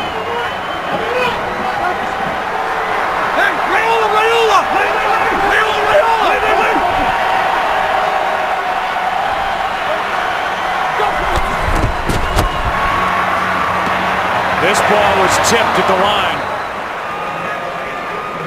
And you could hear Stafford yelling out, Raiola, Raiola. The longtime center who is gone, Travis Swanson, has taken his spot. And B.J. Raji got his left hand up and knocked it down. Yeah, they've kind of missed old Dominic Raiola around here. You know, Travis Swanson took over at center this year. He had 5 starts last year as a rookie. But he was a 4-year starter at the center position in Arkansas and got handed the job when Raiola left. Raiola had a heck of a career for the Lions. 2nd and 10. Here is Riddick. Gets a yard. Nick Perry on the stop, so now 3rd down, but easily inside field goal range for Prater are the Lions right now as they lead by 6. Well, this is just an outstanding drive by Detroit. You know, you're backed up inside the 10-yard line. To be able to take the ball off the goal line and get down here into a position to potentially come away with some points and make this a 2-possession game is really big.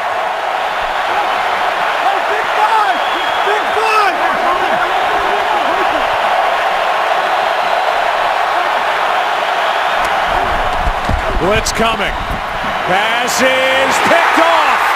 Clinton Dix with a huge defensive play for the Green Bay Packers.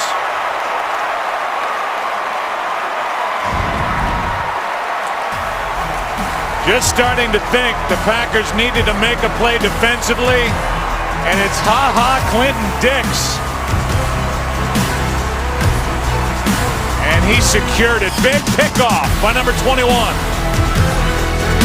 Boy, that is an enormous play made by Clinton Dix, who was on all the highlight shows last week because he got into a sideline altercation verbally with Peppers and then physically with B.J. Raji at Carolina. But he just stepped up and gave the Packers exactly what they needed. Let's go back to the interception.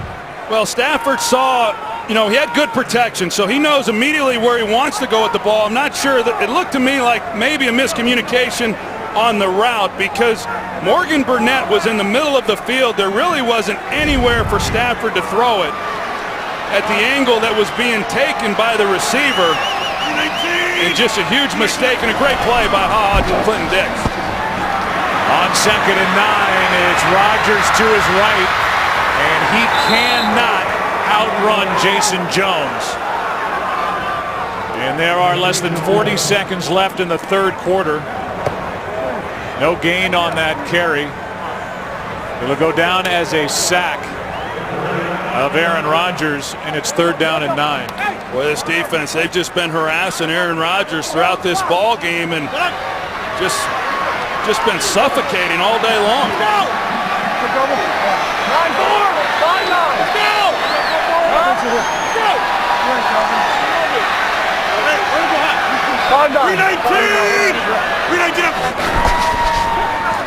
Third down and 9. Rodgers.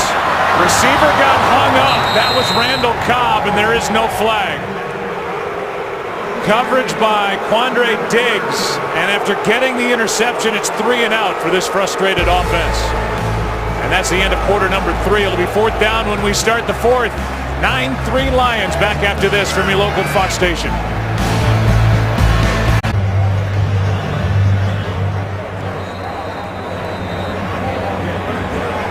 Fourth quarter begins with a punt for the Packers. 24 straight wins against Detroit at home. That streak is on the line for a 6-2 club. Chance for a return, well covered downfield by the rookie Aaron Ripkowski.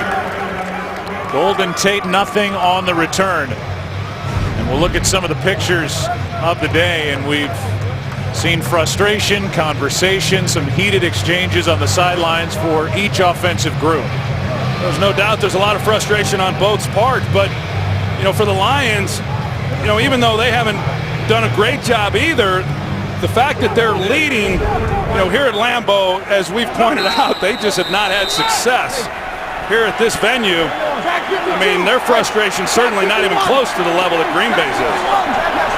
Starting at the 45, up by 6.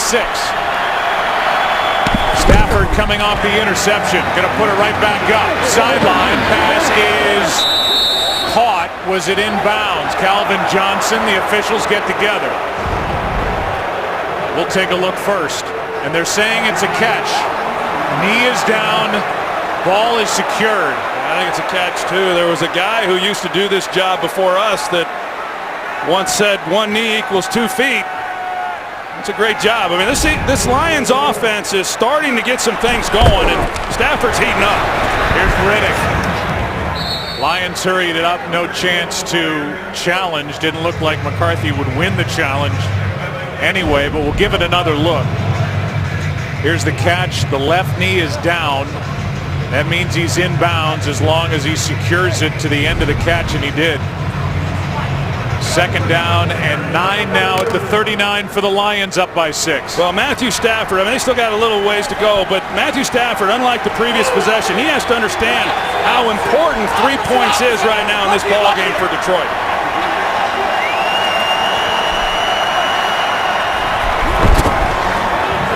Play action. Stafford has to get rid of it, and lucky it didn't get picked.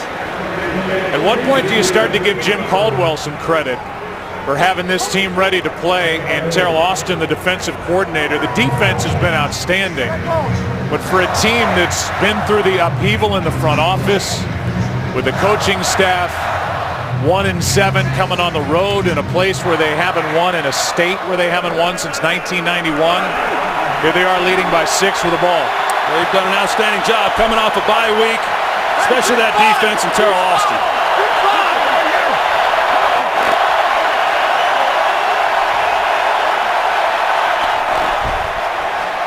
Third down and 9. Stafford pass is caught, but short of a first down is Calvin Johnson. The ball is inside the 35, and they're going to bring Prater on to attempt a long field goal. Yeah, not a decision to be made here, knowing you can extend your lead to 9 points if they are able to make this field goal. So it becomes a 2-score game. This a 51-yard try. Hit from 49 earlier. If he misses, Green Bay has great field position. This one is good. And it's 12-3 Detroit. And Prater is hit from 49 and now 51. And the Lions at 1-7 lead by 9 on the road at Lambeau. Today's game on Fox is sponsored by Cialis, by McDonald's, teaming up with the NFL like never before, and by Volkswagen. Get a great deal during the Volkswagen Sign Then Drive event. Located just a few miles away in De Pere, Luna Coffee. They've been brewing their own coffee for over 15 years, and members of our crew will be headed back home to their respective homes with pounds of that coffee from Luna. What's it going to be for the Packers? Down by 9. They need a good start, and Micah Hyde's got him across the 30. Brought down by Sam Martin. 31-yard return by Hyde. The year was 1991.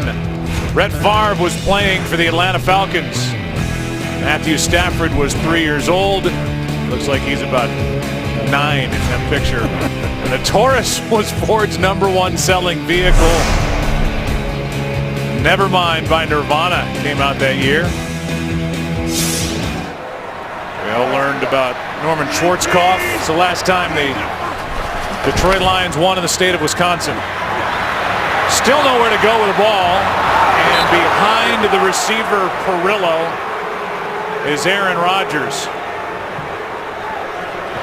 And Rodgers looks as off as we've seen him in a long time. I mean, there is, he's got to move around, he's got to navigate some bodies, but these are things that we've seen him do throughout his career, and he's got an open guy right in the middle of the field, and for the second week in a row, we've just seen him miss guys uncharacteristically. And now a flag that shuts down the play on a false start. Man. False start. Offense, number 69. 5-yard penalty. Second down. It's on Bakhtiari. This is the second best starting field position for the Packers. Aaron Rodgers is at 55% completing passes here today. Last time at home they've gone a game without a touchdown was in 06 in a win against the Vikings behind Brett Favre.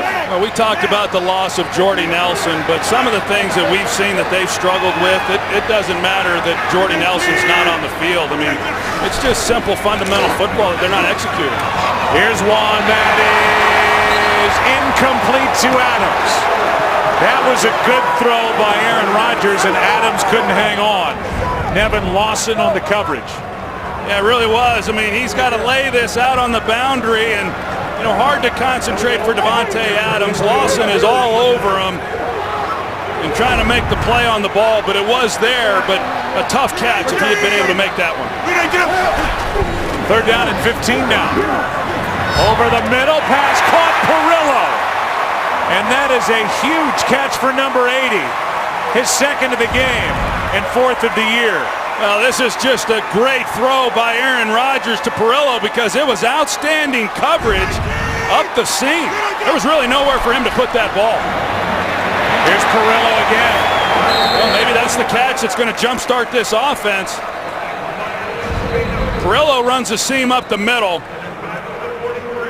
And the coverage that Whitehead has on him is outstanding. He's got to put it up high so Perillo can go up and make a play. Great concentration. And those are the plays you need. You need somebody to step up and make a play for you when you're struggling, and he did. And it's Perillo. Now Bakhtiari gets attention. We'll take a break. David Bakhtiari got his foot stepped on. Don't know if that added to right knee issues. Now Don Barclay takes over at left tackle. 2nd and 5. Packers down by 9. V19! Pass is out of the reach of Adams. And he comes out of that looking for a flag. Adams and Lawson, they have been battling all afternoon. Well, they sure have. And we talked about it on the first possession when Davante was targeted so much. You see the grab by Lawson on the back of the jersey, and the officials miss it. Rodgers sees it. Adams knew of it, but yeah, that's been highly contested over there between those two throughout this game. Packers likely in 4-down territory, down by 9, 3rd down and 5. Hey, we gotta go. Only one. Monday. Ready. Set. Slow. Pass is incomplete. No flag. Adams was looking for one, and he gets right into the face of an official. As he was working on Lawson, now they're going to throw a flag at the end of it. And it is likely on Adams for this at the end of it. I think you're right, Joe. I think it's going to be called on the Packers. It looked like Nevin Lawson was even expecting to see After a flag. After the play, unsportsmanlike conduct, offense number 17, 15-yard penalty, 4th down. And that takes it from 4-down territory to a punt. They had left their offense out there, but the penalty on Davante Adams, who was grabbed and held on the previous play, didn't get the call. Was looking for one on 3rd down, didn't get it. And then his temper took over. Yeah, obviously it could have been called, should have been called on the 2nd down play, could have been called on the 3rd. Like I said, Nevin Lawson, the way he reacted was like he expected to see a penalty against him. But clearly emotions get the better of Davante Adams, and these officials have been consistent. They've been letting these guys play throughout this game. Mastay hits it sideways. They're going to mark it just outside. Well, now they move. Mark it just outside the 25. The notorious Conor McGregor has taken over this season of The Ultimate Fighter. They call me an instigator. What the? A troublemaker. A wild card and a rebel. So don't miss an all-new Ultimate Fighter Wednesdays, only on FS1. Well, we've seen Mastay hit a 25-yard punt. This one a 32-yard punt. With a chance to pin the Lions deep. He can't. They marked it at the 25. Stafford. Bell out of the backfield. And Clay Matthews grabs a hold of the hair. And a flag is thrown on the play. Well, nothing illegal about this. If you're going to wear your hair long, you got to be prepared for some of that. That cannot feel good. If anybody should know, it'd be Clay Matthews. That's right. There is no foul on the play for a face mask. 2nd down. But it's good for a catch and run of 8 yards. You know, not really any big plays by Detroit, you know, but here in this second half, they've been able to string some drives together. It's been, the yards have been hard to come by, but they have developed a little more consistency as we see Bakhtiari. He's heading into the locker room to get checked out. 2nd and 2. Here's Bell. Palmer made the stop. Looks to be just a little short of a 1st down. Let's go to Kurt with a game break.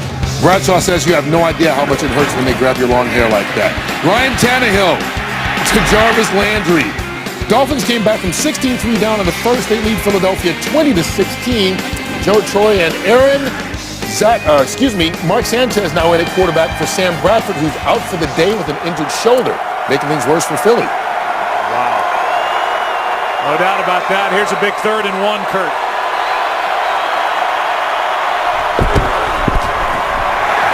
Stopped in the backfield is Michael Burton, the fullback. And it's 4th down, and that is another big stop by the Packers defense. Well, the exchange doesn't look real clean here. As they collide, that's enough to kind of slow things up. And right tackle, Michael Ola, he gets stoned as well, and just no movement along that offensive line. That's a great job defensively. They get a good 1st down play, the Lions do, and they're unable to convert on the possession and force a punt. Let's go, D. Let's go to work. Hyde will let it head out of bounds inside the 25. And they'll mark it at the 22. With this frustrated Packer offense heads back to work, down 9. This game is sponsored by Kay Jewelers. Every kiss begins with K. 12th Packer possession, the first 11 possessions. It produced 11 1st downs and 3 points. You gotta go for him, man. Hey, understand. No pocket.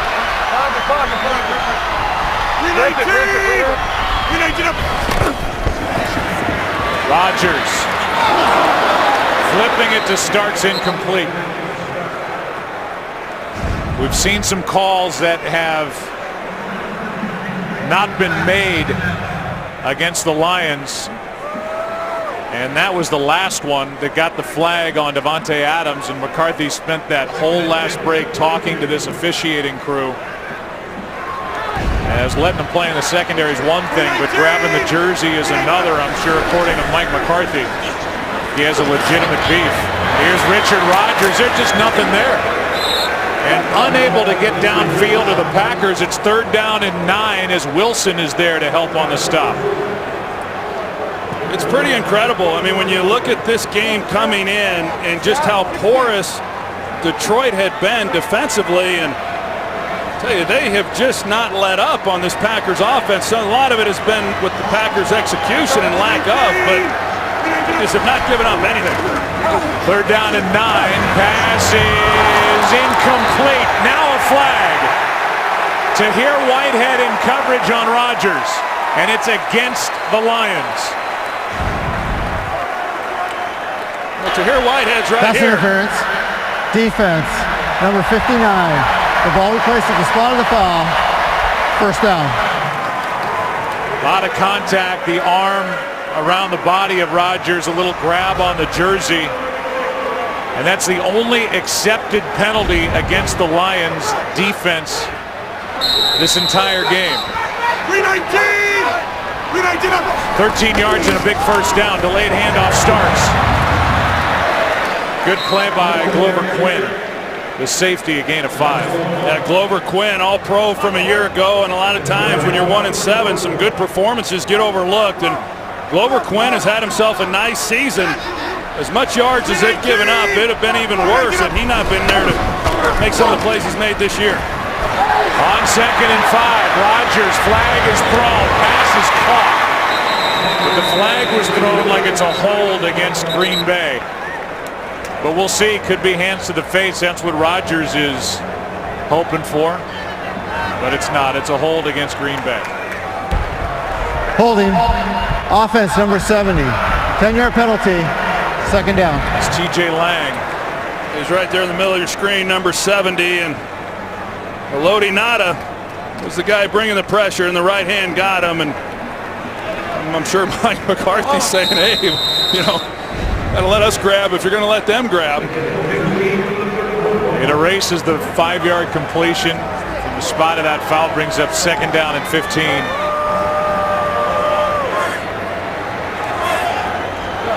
For Aaron Rodgers. 319. Just 4 men on the rush. Here's Cobb underneath. Breaks 1 tackle. Out to the 44. Got through Abdul Quddus. Picked up 13, 3rd and 2 coming. Yeah, big completion. Haven't been able to get Randall Cobb too involved in this offense here today, but an excellent job there on 2nd and long, creating a 3rd and 2.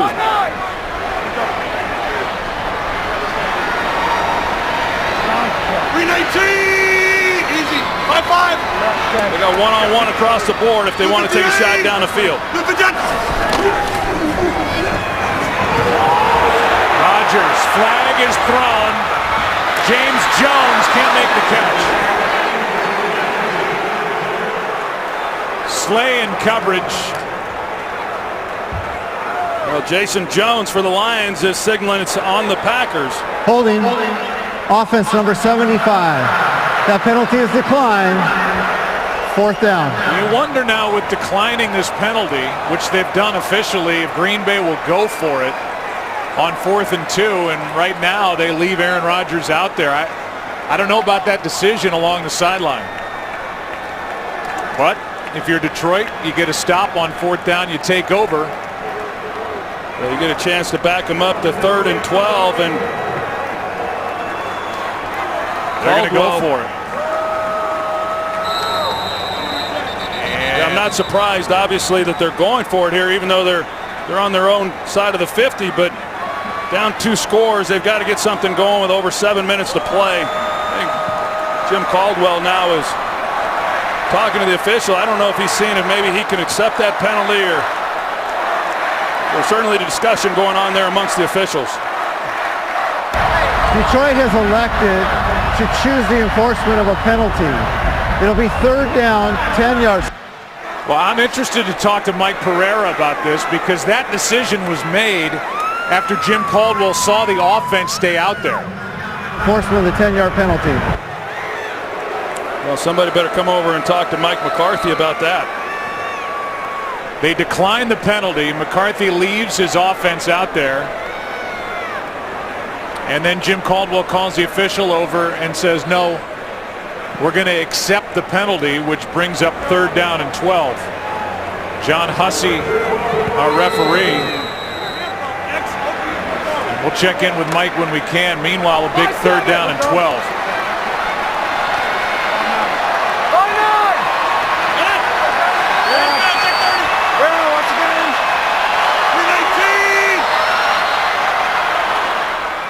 And now a timeout taken by the Lions. Hey, Mike Pereira, I know you're watching a lot of games back there in Los Angeles, but what we just had, Jim Caldwell declined the penalty.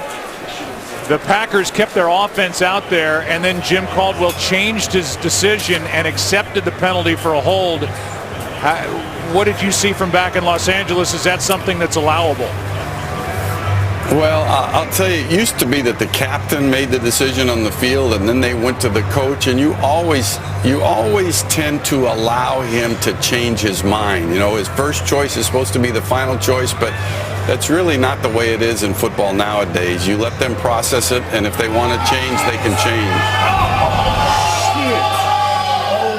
Well, here is the call on Bulaga.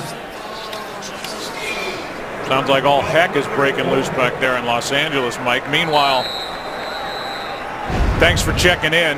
And so, maybe not rule book, but it's an accepted practice according to Mike Pereira, and now a big 3rd down and 12.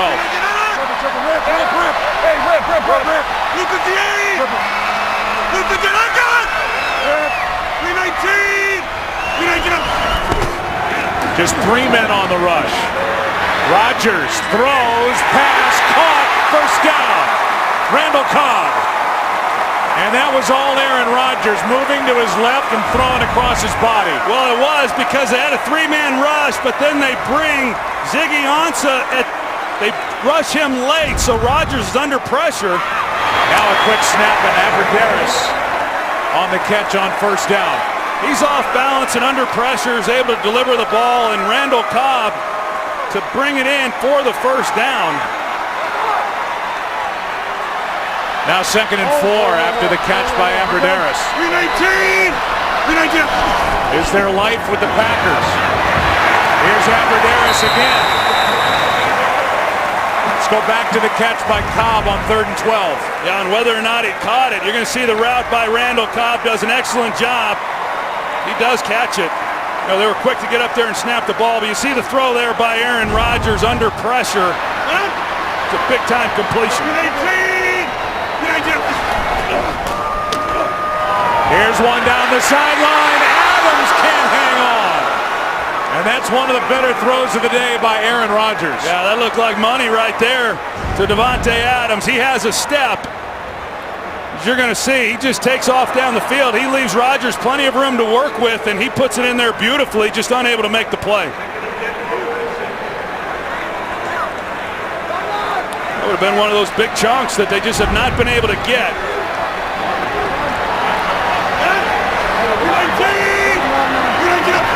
Second and 10.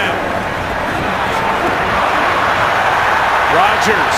Abradaris lost the ball, but they're going to say it's a catch.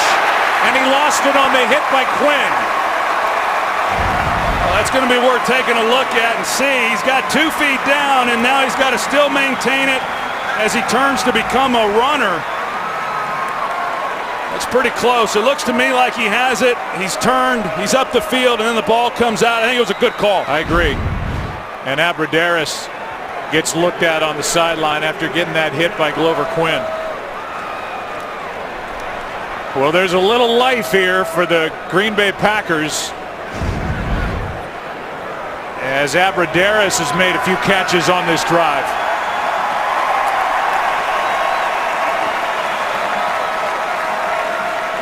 It's an excellent job by him. He's getting his opportunity, and as we spoke of earlier, Aaron Rodgers was looking forward to him getting out on the field and getting his opportunities. He likes him in the slot, some of the matchups that they can create, and that's a big chunk. Those things sets up points. They're in a great position right now. with still plenty of time left in this football game. It's different than securing a catch going to the ground, which we've seen many times, and certainly Calvin Johnson and the Lions are aware of it. That opening day at Soldier Field years ago. Made the catch, turned, was a runner, got hit, ball out of bounds, first and goal at the 4.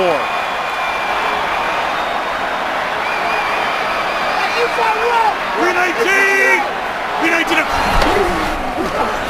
Pass is incomplete for Jones.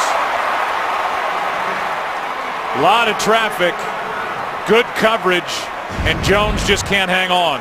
Yeah, and Rodgers, you got to stick it on him, tight coverage down here, and just unable to haul that one in. And Nevin Lawson, this guy has gotten a lot of activity throughout this game. No catches for Jones. Second and goal.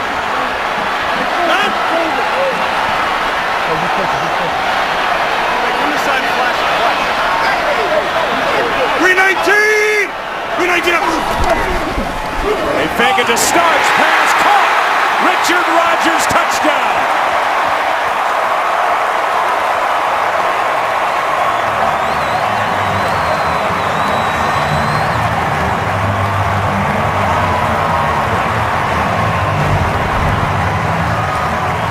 Comes right here, and you see the throw. Rodgers throws a perfect pass. He can't lead him to make it an easy catch for Rodgers because of the defense. He has to put it on his back shoulder. I think he's hoping Rodgers maybe throttles that route down a little bit, but an excellent job finishing off that drive, getting Green Bay right back in the middle of this game. That was Glover Quinn, who was in position had Rodgers led him.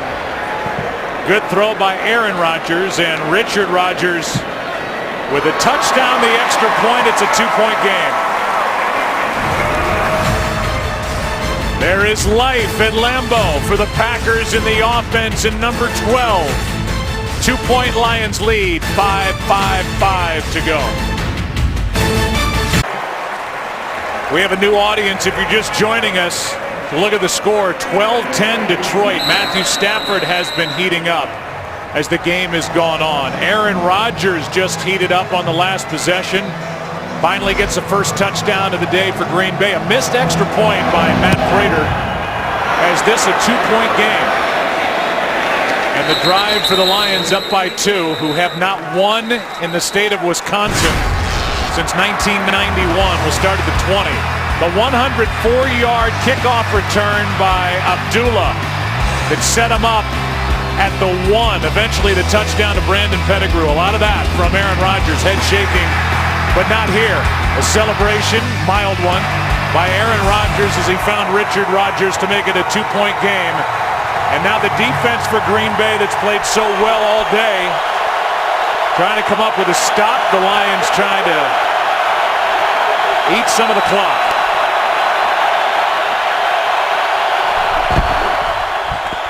Here's Bell. A yard maybe. Mike Daniels on the stop. Well, Jim Bob Cooter, the offensive coordinator for the Lions, I mean, he knows what they have to do. They can't get conservative. They've got to throw the ball, and if they're going to be able to maintain possession, they've had a hard time running the football. They've got to move the ball through the air. And with doing that, you know, clearly you're not milking the clock on incompletions, but first downs and going down and trying to score is what they have to do at this point in the game.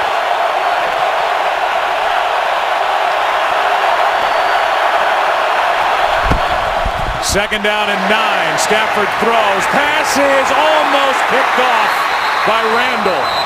Incomplete. Good coverage by the rookie on Calvin Johnson. It was outstanding coverage, Joe. He's in a great position on that route. Just nowhere to throw this football. He reads the slant. Heck, he's almost running the route for Calvin Johnson.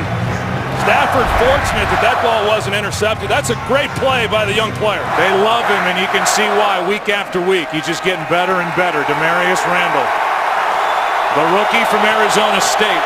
You grow up a lot when you're playing in these types of ball games with the game on the line and having to cover a guy like Calvin Johnson.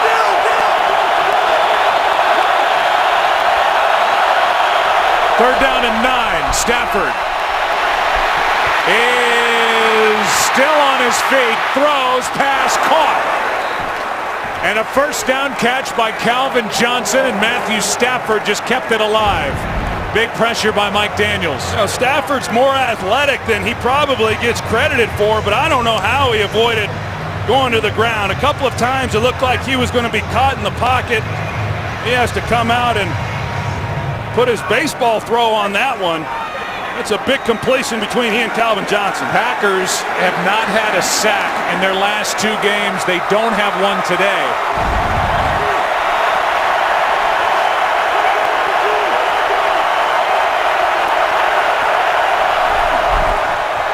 On first down, here's Golden Tate on an end around, gets a block on the edge. Clinton Dix forces him out of bounds. Another new audience joins us.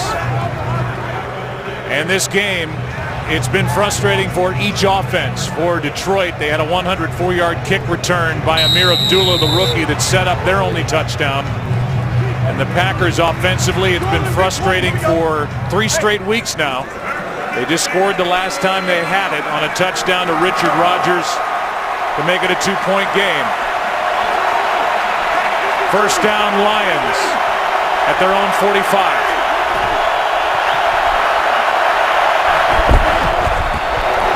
Here's Bell. There's Randall. He can cover, and the former safety in college likes to tackle. He's playing great. Loss of 1. He really is. I mean, he's really growing up right in front of us as we watch him over the last several weeks and the plays that he's been able to make. And like you said, Joe, I mean, for him to be able to come up, make the plays that he's made against Calvin Johnson, a perennial all-pro player, and then still be willing to throw his body in there and make a tackle. We got a nice find in him. 2nd and 11 for the Lions, who have not won in Wisconsin over their last 24 games.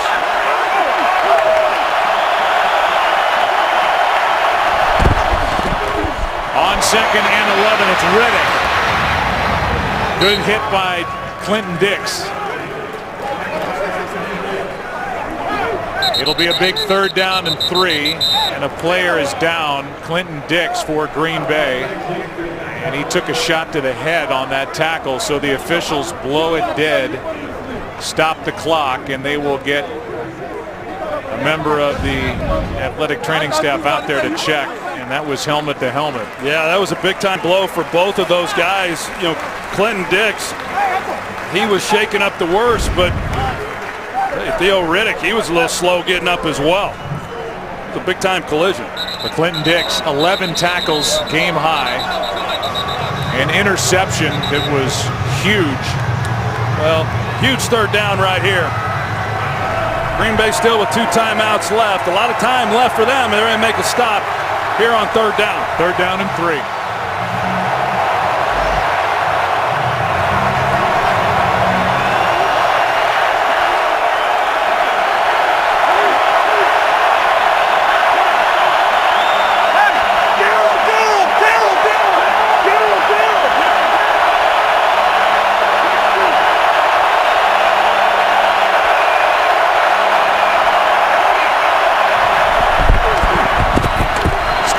Pass caught. Golden Tate.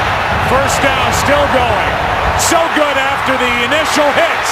Golden Tate inside the 10 and out of bounds near the 5. And taking bows after that one from Matthew Stafford. Well, Dom Capers, he dials up the blitz, and with that, then you're going to get man coverage. And Jim Bob Cooter makes a nice call. They go bunch formation. They run Golden Tate underneath. Coverage gets lost in the wash. It gives Stafford an open receiver to get the ball to, and then he makes some people miss with some poor tackling, and now they got the ball 1st and goal from the 5. They needed 3. They got 43. It was Sam Shields who made that hit, no tackle. And a big one for the Lions, who lead by 2. Just got it away. Bell to the 4.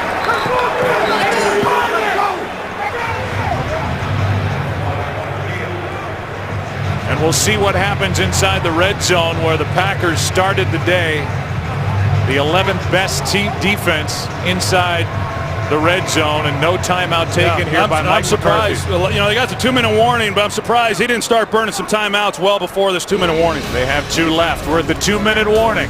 Detroit knocking on the door as they lead by 2 at Lambeau. Aerial coverage provided by Nationwide. On that previous play on 1st and goal, the ball was just snapped as 1 turned to 0 on the play clock, and then with 2:25 left, no timeout taken. That's a lot of clock to burn, and Rodgers thought they should call a timeout. I did too. If they score a touchdown here, it's pretty much game over. I mean, you're playing to stop them and hold them to a field goal. I think you burn the timeout immediately, and they don't score on 2nd down, you burn it immediately, and you got the 2-minute warning to play with. 2nd down and goal. Stafford, end zone, touchdown, Lance Moore. And Lance Moore, the longtime New Orleans Saint, is into the end zone. That makes it an 8-point game, and with a successful extra point, it's a 2-score game. That's an excellent job against Casey Hayward. Lance Moore runs the slant route, slow plays him off the line of scrimmage. That's a good call by offensive coordinator Jim Bob Cooter. I mean, right there at 2nd down, you're anticipating the Lions running the football, using the clock, and they come out and throw it with an open middle of the field. That's an outstanding job. This is a big extra point by Prater. Makes it a 2-score game, and he did not get it. He's missed 2 in this game and 3 on the year. He's hit field goals from 51 and 49. He's missed 2 extra points, and this means that Green Bay, now with their 2 timeouts left, have a chance with a touchdown and a 2-point conversion to tie it, and that took an immediate left turn. It looked good right off his foot. That's amazing that they've lost out on 2 points. They'd have a 10-point lead if they're able to make those extra points. Now they give Green Bay life, and the issues that these kickers have had for the Detroit Lions going back to last year amazes me. That's the earlier one off the foot of Prater. We talked about moving the extra point back. There had been 31 extra points missed coming into today. There were 8 missed all of last year.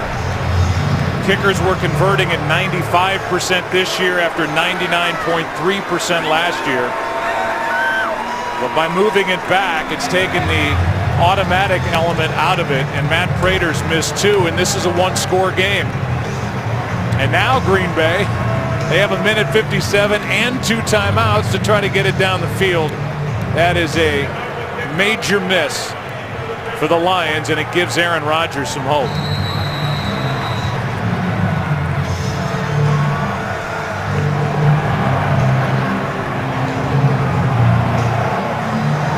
Prater will kick it.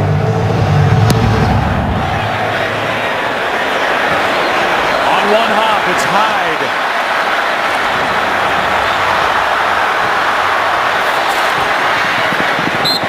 Out of bounds across the 25. They'll mark him at the 27. Nevin Lawson, who's been tested all day by Aaron Rodgers, there to force him out. That was a heck of a catch there by Micah Hyde, taking it on the short hop. There's a day for Aaron Rodgers. They didn't kick it in until the second half last week at Carolina. They had the frustrating day at Denver 2 weeks ago, and here today against Detroit, a division rival they have owned. Here they are trailing by 8. Yeah, but how many times have we seen Aaron Rodgers over the years in this situation?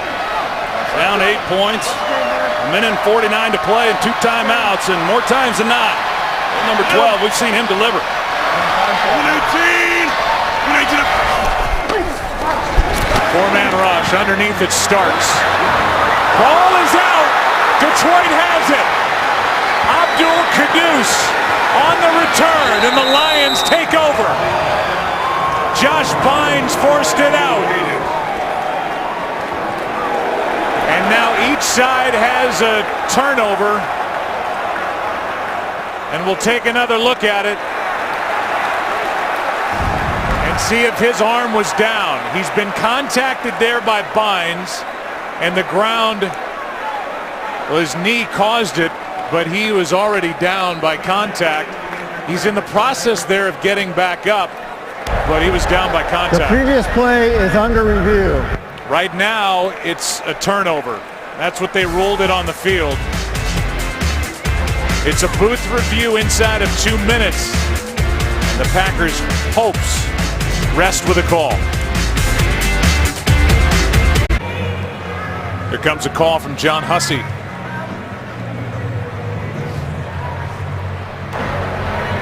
After review, the ruling on the field has been changed.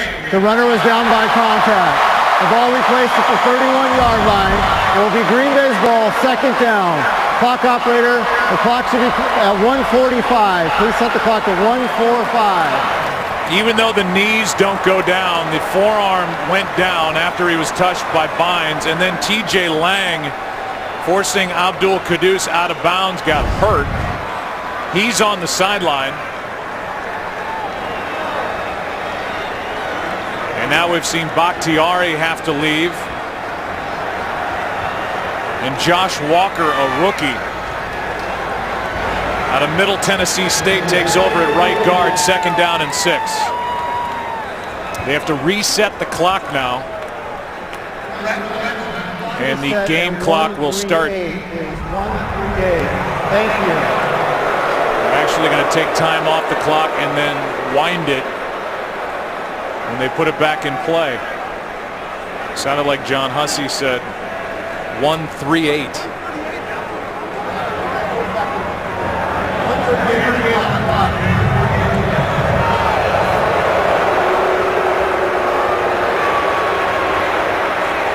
Right now it's showing 1:35, but 2 timeouts left for Green Bay, now 1:38. With the ball at the 31. So they reverse the call of the fumble, a clear down by contact. And they'll start the game clock right now.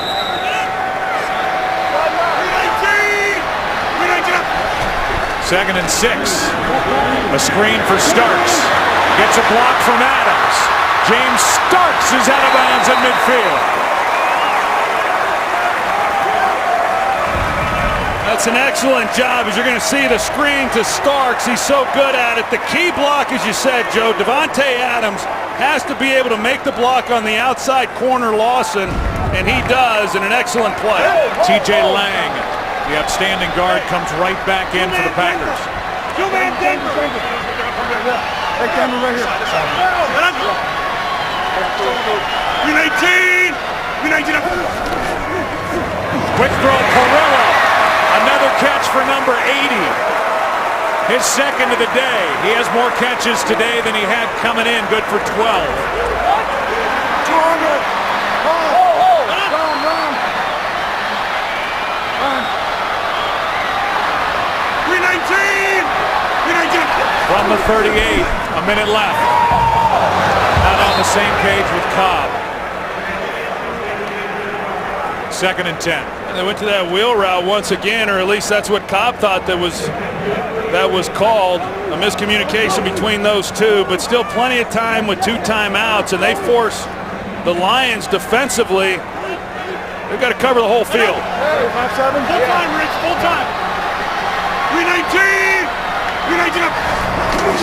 On second and 10, another screen for Starks. Good play by Whitehead to come off the block and make the tackle. And a timeout taken by Green Bay.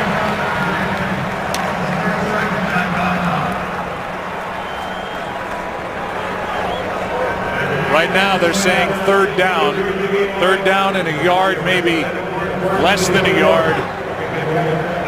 And I think that's the look from Mike McCarthy, thinking that Starks might have picked up the first down. Welcome inside the booth. I'm Joe, that's Troy, and life for the Green Bay Packers. If you're on the other side and you're the Lions, you haven't beaten Green Bay on the road since '91, and right now 2 missed extra points has life for Green Bay. Yeah, no doubt. And Matt Prater, he's become the biggest cheerleader there is in this stadium if you're a Lions fan, for that defense of the Lions to be able to make a key stop. But right now, you know, the Packers are rolling. You like the ball in Aaron Rodgers' hands in this situation, and you know, they've been able to get some key plays now to James Starks on the screenplay, and still plenty of time in this football game for Aaron Rodgers to use the field to his advantage. That was a good call by the official. It's 3rd down and inches, less than a yard. And for Aaron Rodgers, a career high with his 53 pass attempts. Right now, it's not enough. 3rd and inches. 1 timeout left.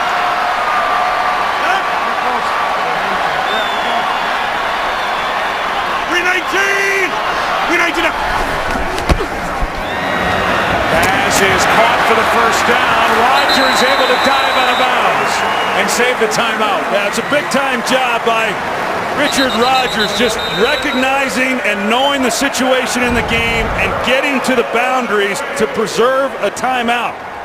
Lawson doing everything he can to get him to the ground. He's a big man, but he knew he had to get to the sidelines. He does. That's a great job by Richard Rodgers. A lot of young guys like that that just aren't that aware of situations in games. He clearly was. Kudos to him. Packers have been looking for more out of Richard Rodgers. Andrew Quarless will miss 1 more game. He is the more dynamic tight end. He's on IR designated to return. He came back to practice this week, and he will be eligible to come back to the active roster against Chicago on Thanksgiving. As we have a timeout here, Mike Hill stands by with a game break. All right, guys, Vikings trying to take the outright lead in the NFC North, taking the lead against the Oakland Raiders. Their opening possession, Rhett Ellison, 11-yard catch from Teddy Bridgewater. His first TD of the season. Vikings on top, 7-0. Joe, Troy, back to you. Yeah, there'll be eyes on that game, Mike, because at the start of the day, 6-2, the record for the Vikings and the record for Green Bay. And we've talked about how the secondary is thinned out with the loss of Rashean Mathis on IR because of concussion issues. Nevin Lawson, they've been going after Nevin Lawson all day, and he's down. And so we have the timeout here, and let's take another look.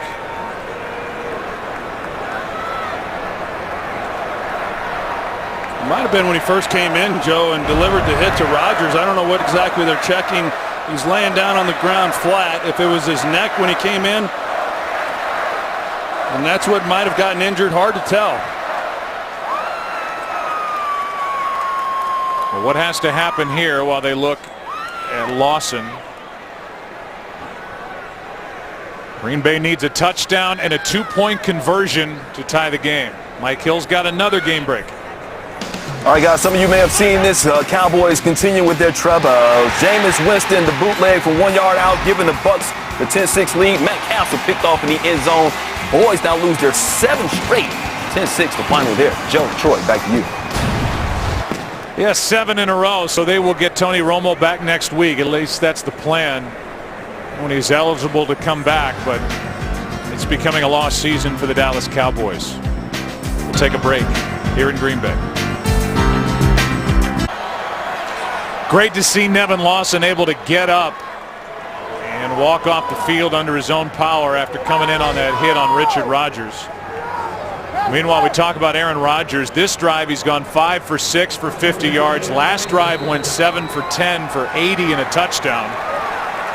1 timeout left, 45 seconds on the clock, down by 8. First down at the 23. 319! 319! Blitz. Adams, incomplete. And good coverage downfield by Quandre Diggs. Yeah, immediately you expected that. If they're going to play one-on-one, they're going to go after the rookie Quandre Diggs, who just came in to replace Lawson on Davante Adams, and he's in position. He's not turning and making a play on the ball. I think it was a good non-call, but if Rodgers had been able to get that ball up a little bit higher, Adams was able to levitate and be able to make a play. Crowd wanted a flag. They don't get it. Aaron Rodgers has thrown toward Davante Adams 18 times today. Probably won't be the last. On second down. Here's Rodgers. That is interfered with by Whitehead. And Aaron Rodgers took a hit. There's actually 2 flags now down on the field. Here's the hit by Ansah down low. And there's a flag down in that area. Yeah, I think they're going to get the call on that. It's the right call. You know, even though Ansah was on the ground, he's just trying to make a play. And this was a good call against Tahir Whitehead as well, up the sideline against Richard Rodgers. We just hope that Aaron Rodgers is okay. After getting that hit low, there's Josh Wilson. See how he got hurt. Well, Josh Wilson, he's the slot nickel defender, and you know, he goes down clutching his knee without contact. You always worry about those. There are 2 fouls. The first one we are going to pick up. There is not any defensive pass interference. The second foul is roughing the passer, defense, number 91. That is half the distance to the goal, automatic first down. They say 91, they mean 94. Ansah. And just a dangerous hit as Rodgers is still limping around after that from Ziggy Ansah. Well, clearly, I mean, no malicious intent there by Ziggy Ansah. He's on the ground. He's trying to just make a play, and that's the only place he could hit him. But it is a dangerous hit when you're taking on quarterbacks in the pocket down low. A costly penalty, but one that clearly should be called. That's what they're looking for. Rodgers has been hit 10 times, sacked 3 times. Aaron Rodgers was sacked 8 times the last 2 games, but he has dropped back 59 times. Yeah, pretty incredible that they just have not once again been able to get anything going on the ground, and has not helped out Aaron Rodgers at all. Is Josh Wilson now coming off, and like I said, you know, there was no real contact on the play, but immediately he goes to the ground and clutching his leg, and those typically are the ones that don't turn out too well. So Rashean Mathis put on IR yesterday. Nevin Lawson's been lost here on this drive. Now Josh Wilson. They're down to Slay and Quandre Diggs as corners. They added Cresden Butler this week and Isaiah Johnson off the practice squad. But that is a dangerous proposition for this secondary of Detroit. There's Cresden Butler against Aaron Rodgers, who moves slowly back to the huddle. And with the penalty, it'll be a first down just outside the 11.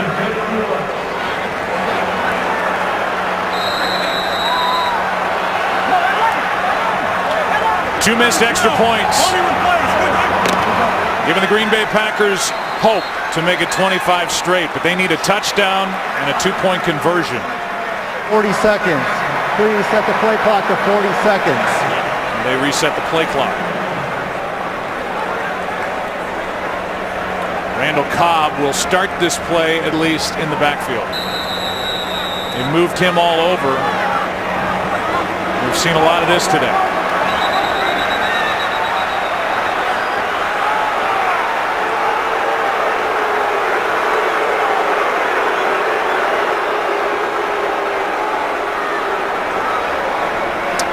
And now ready for play on first down for Green Bay, down by 8.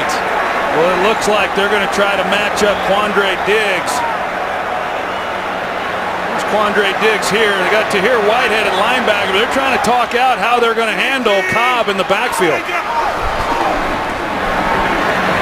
Rodgers, end zone, Perillo for the touchdown.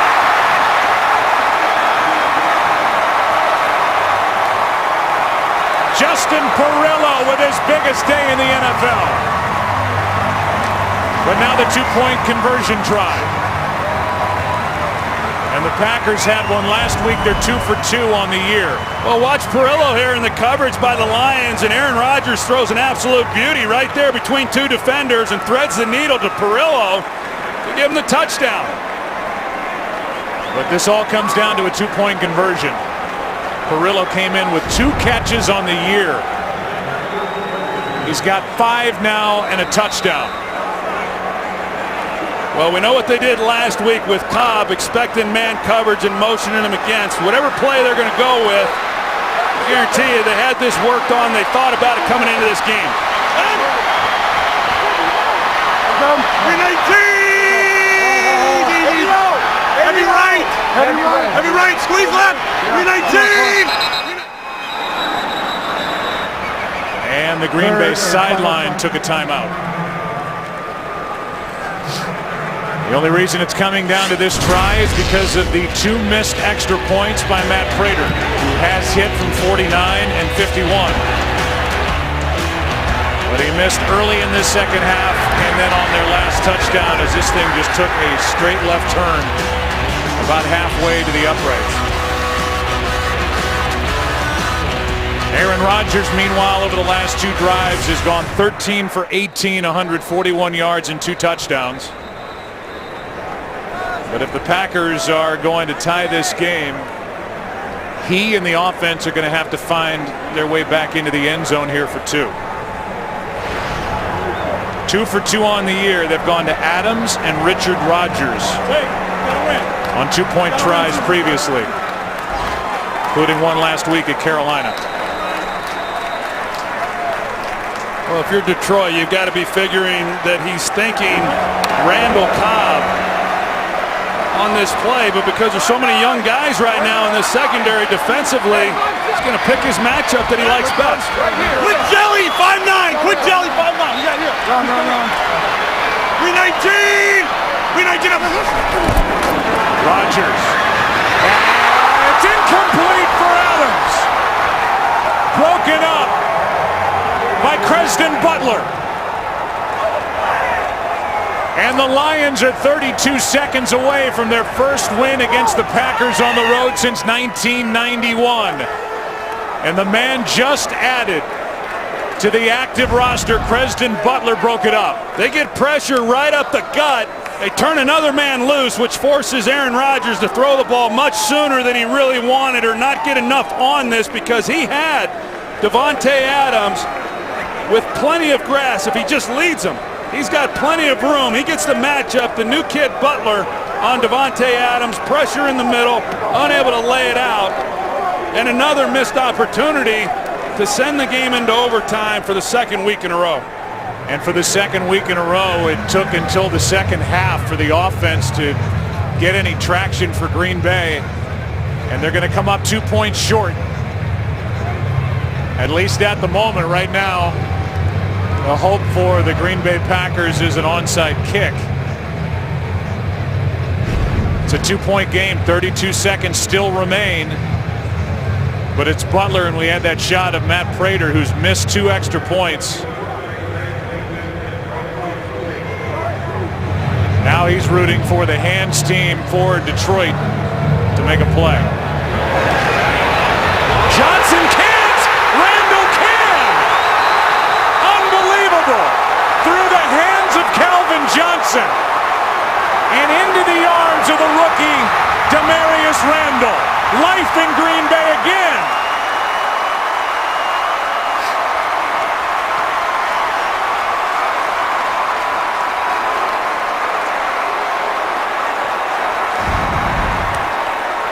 Well, who would you rather have out there than Calvin Johnson? They get the good hop to be able to go up and make a play on the ball.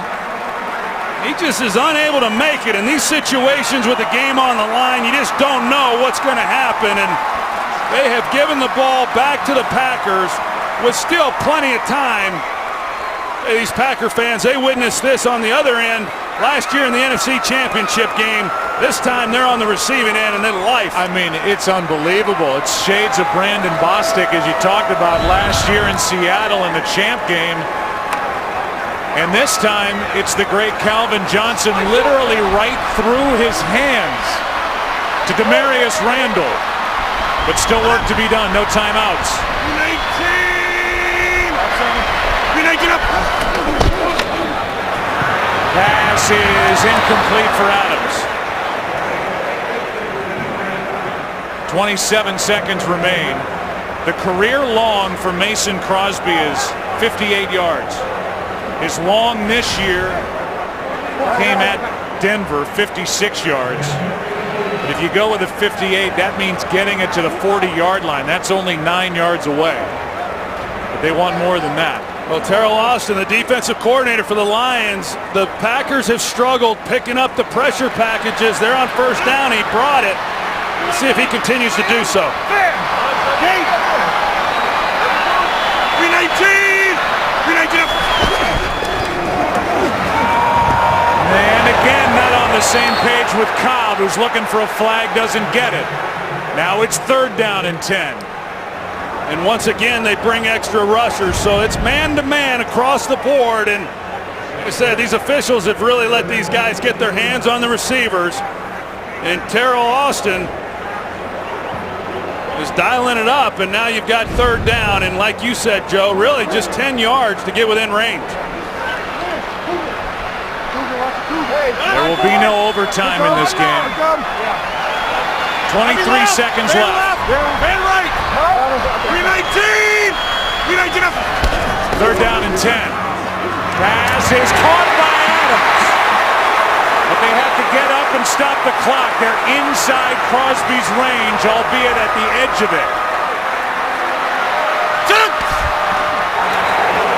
Now 8 seconds left. Do you want to bite off any more or kick it here?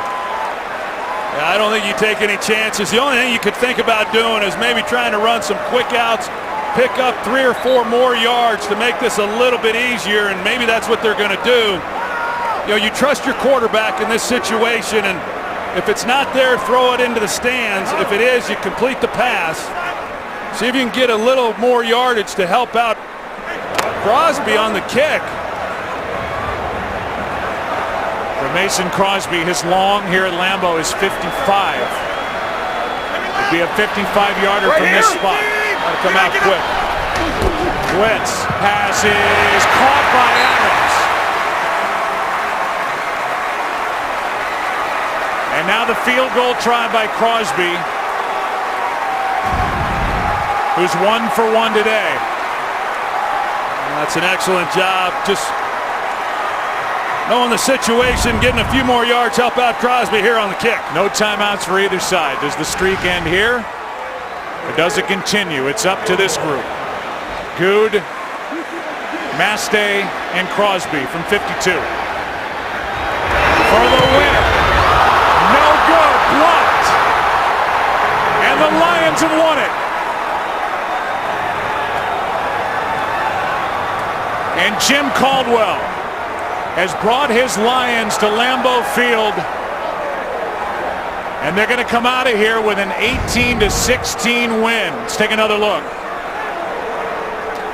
Good snap, good hold, and I don't know if anybody touched it. It just came off his foot sideways. We'll get another look at it before we go off the air. Either way, it's a miss. And the Lions win as the Packers slip to 6-3. Back after this.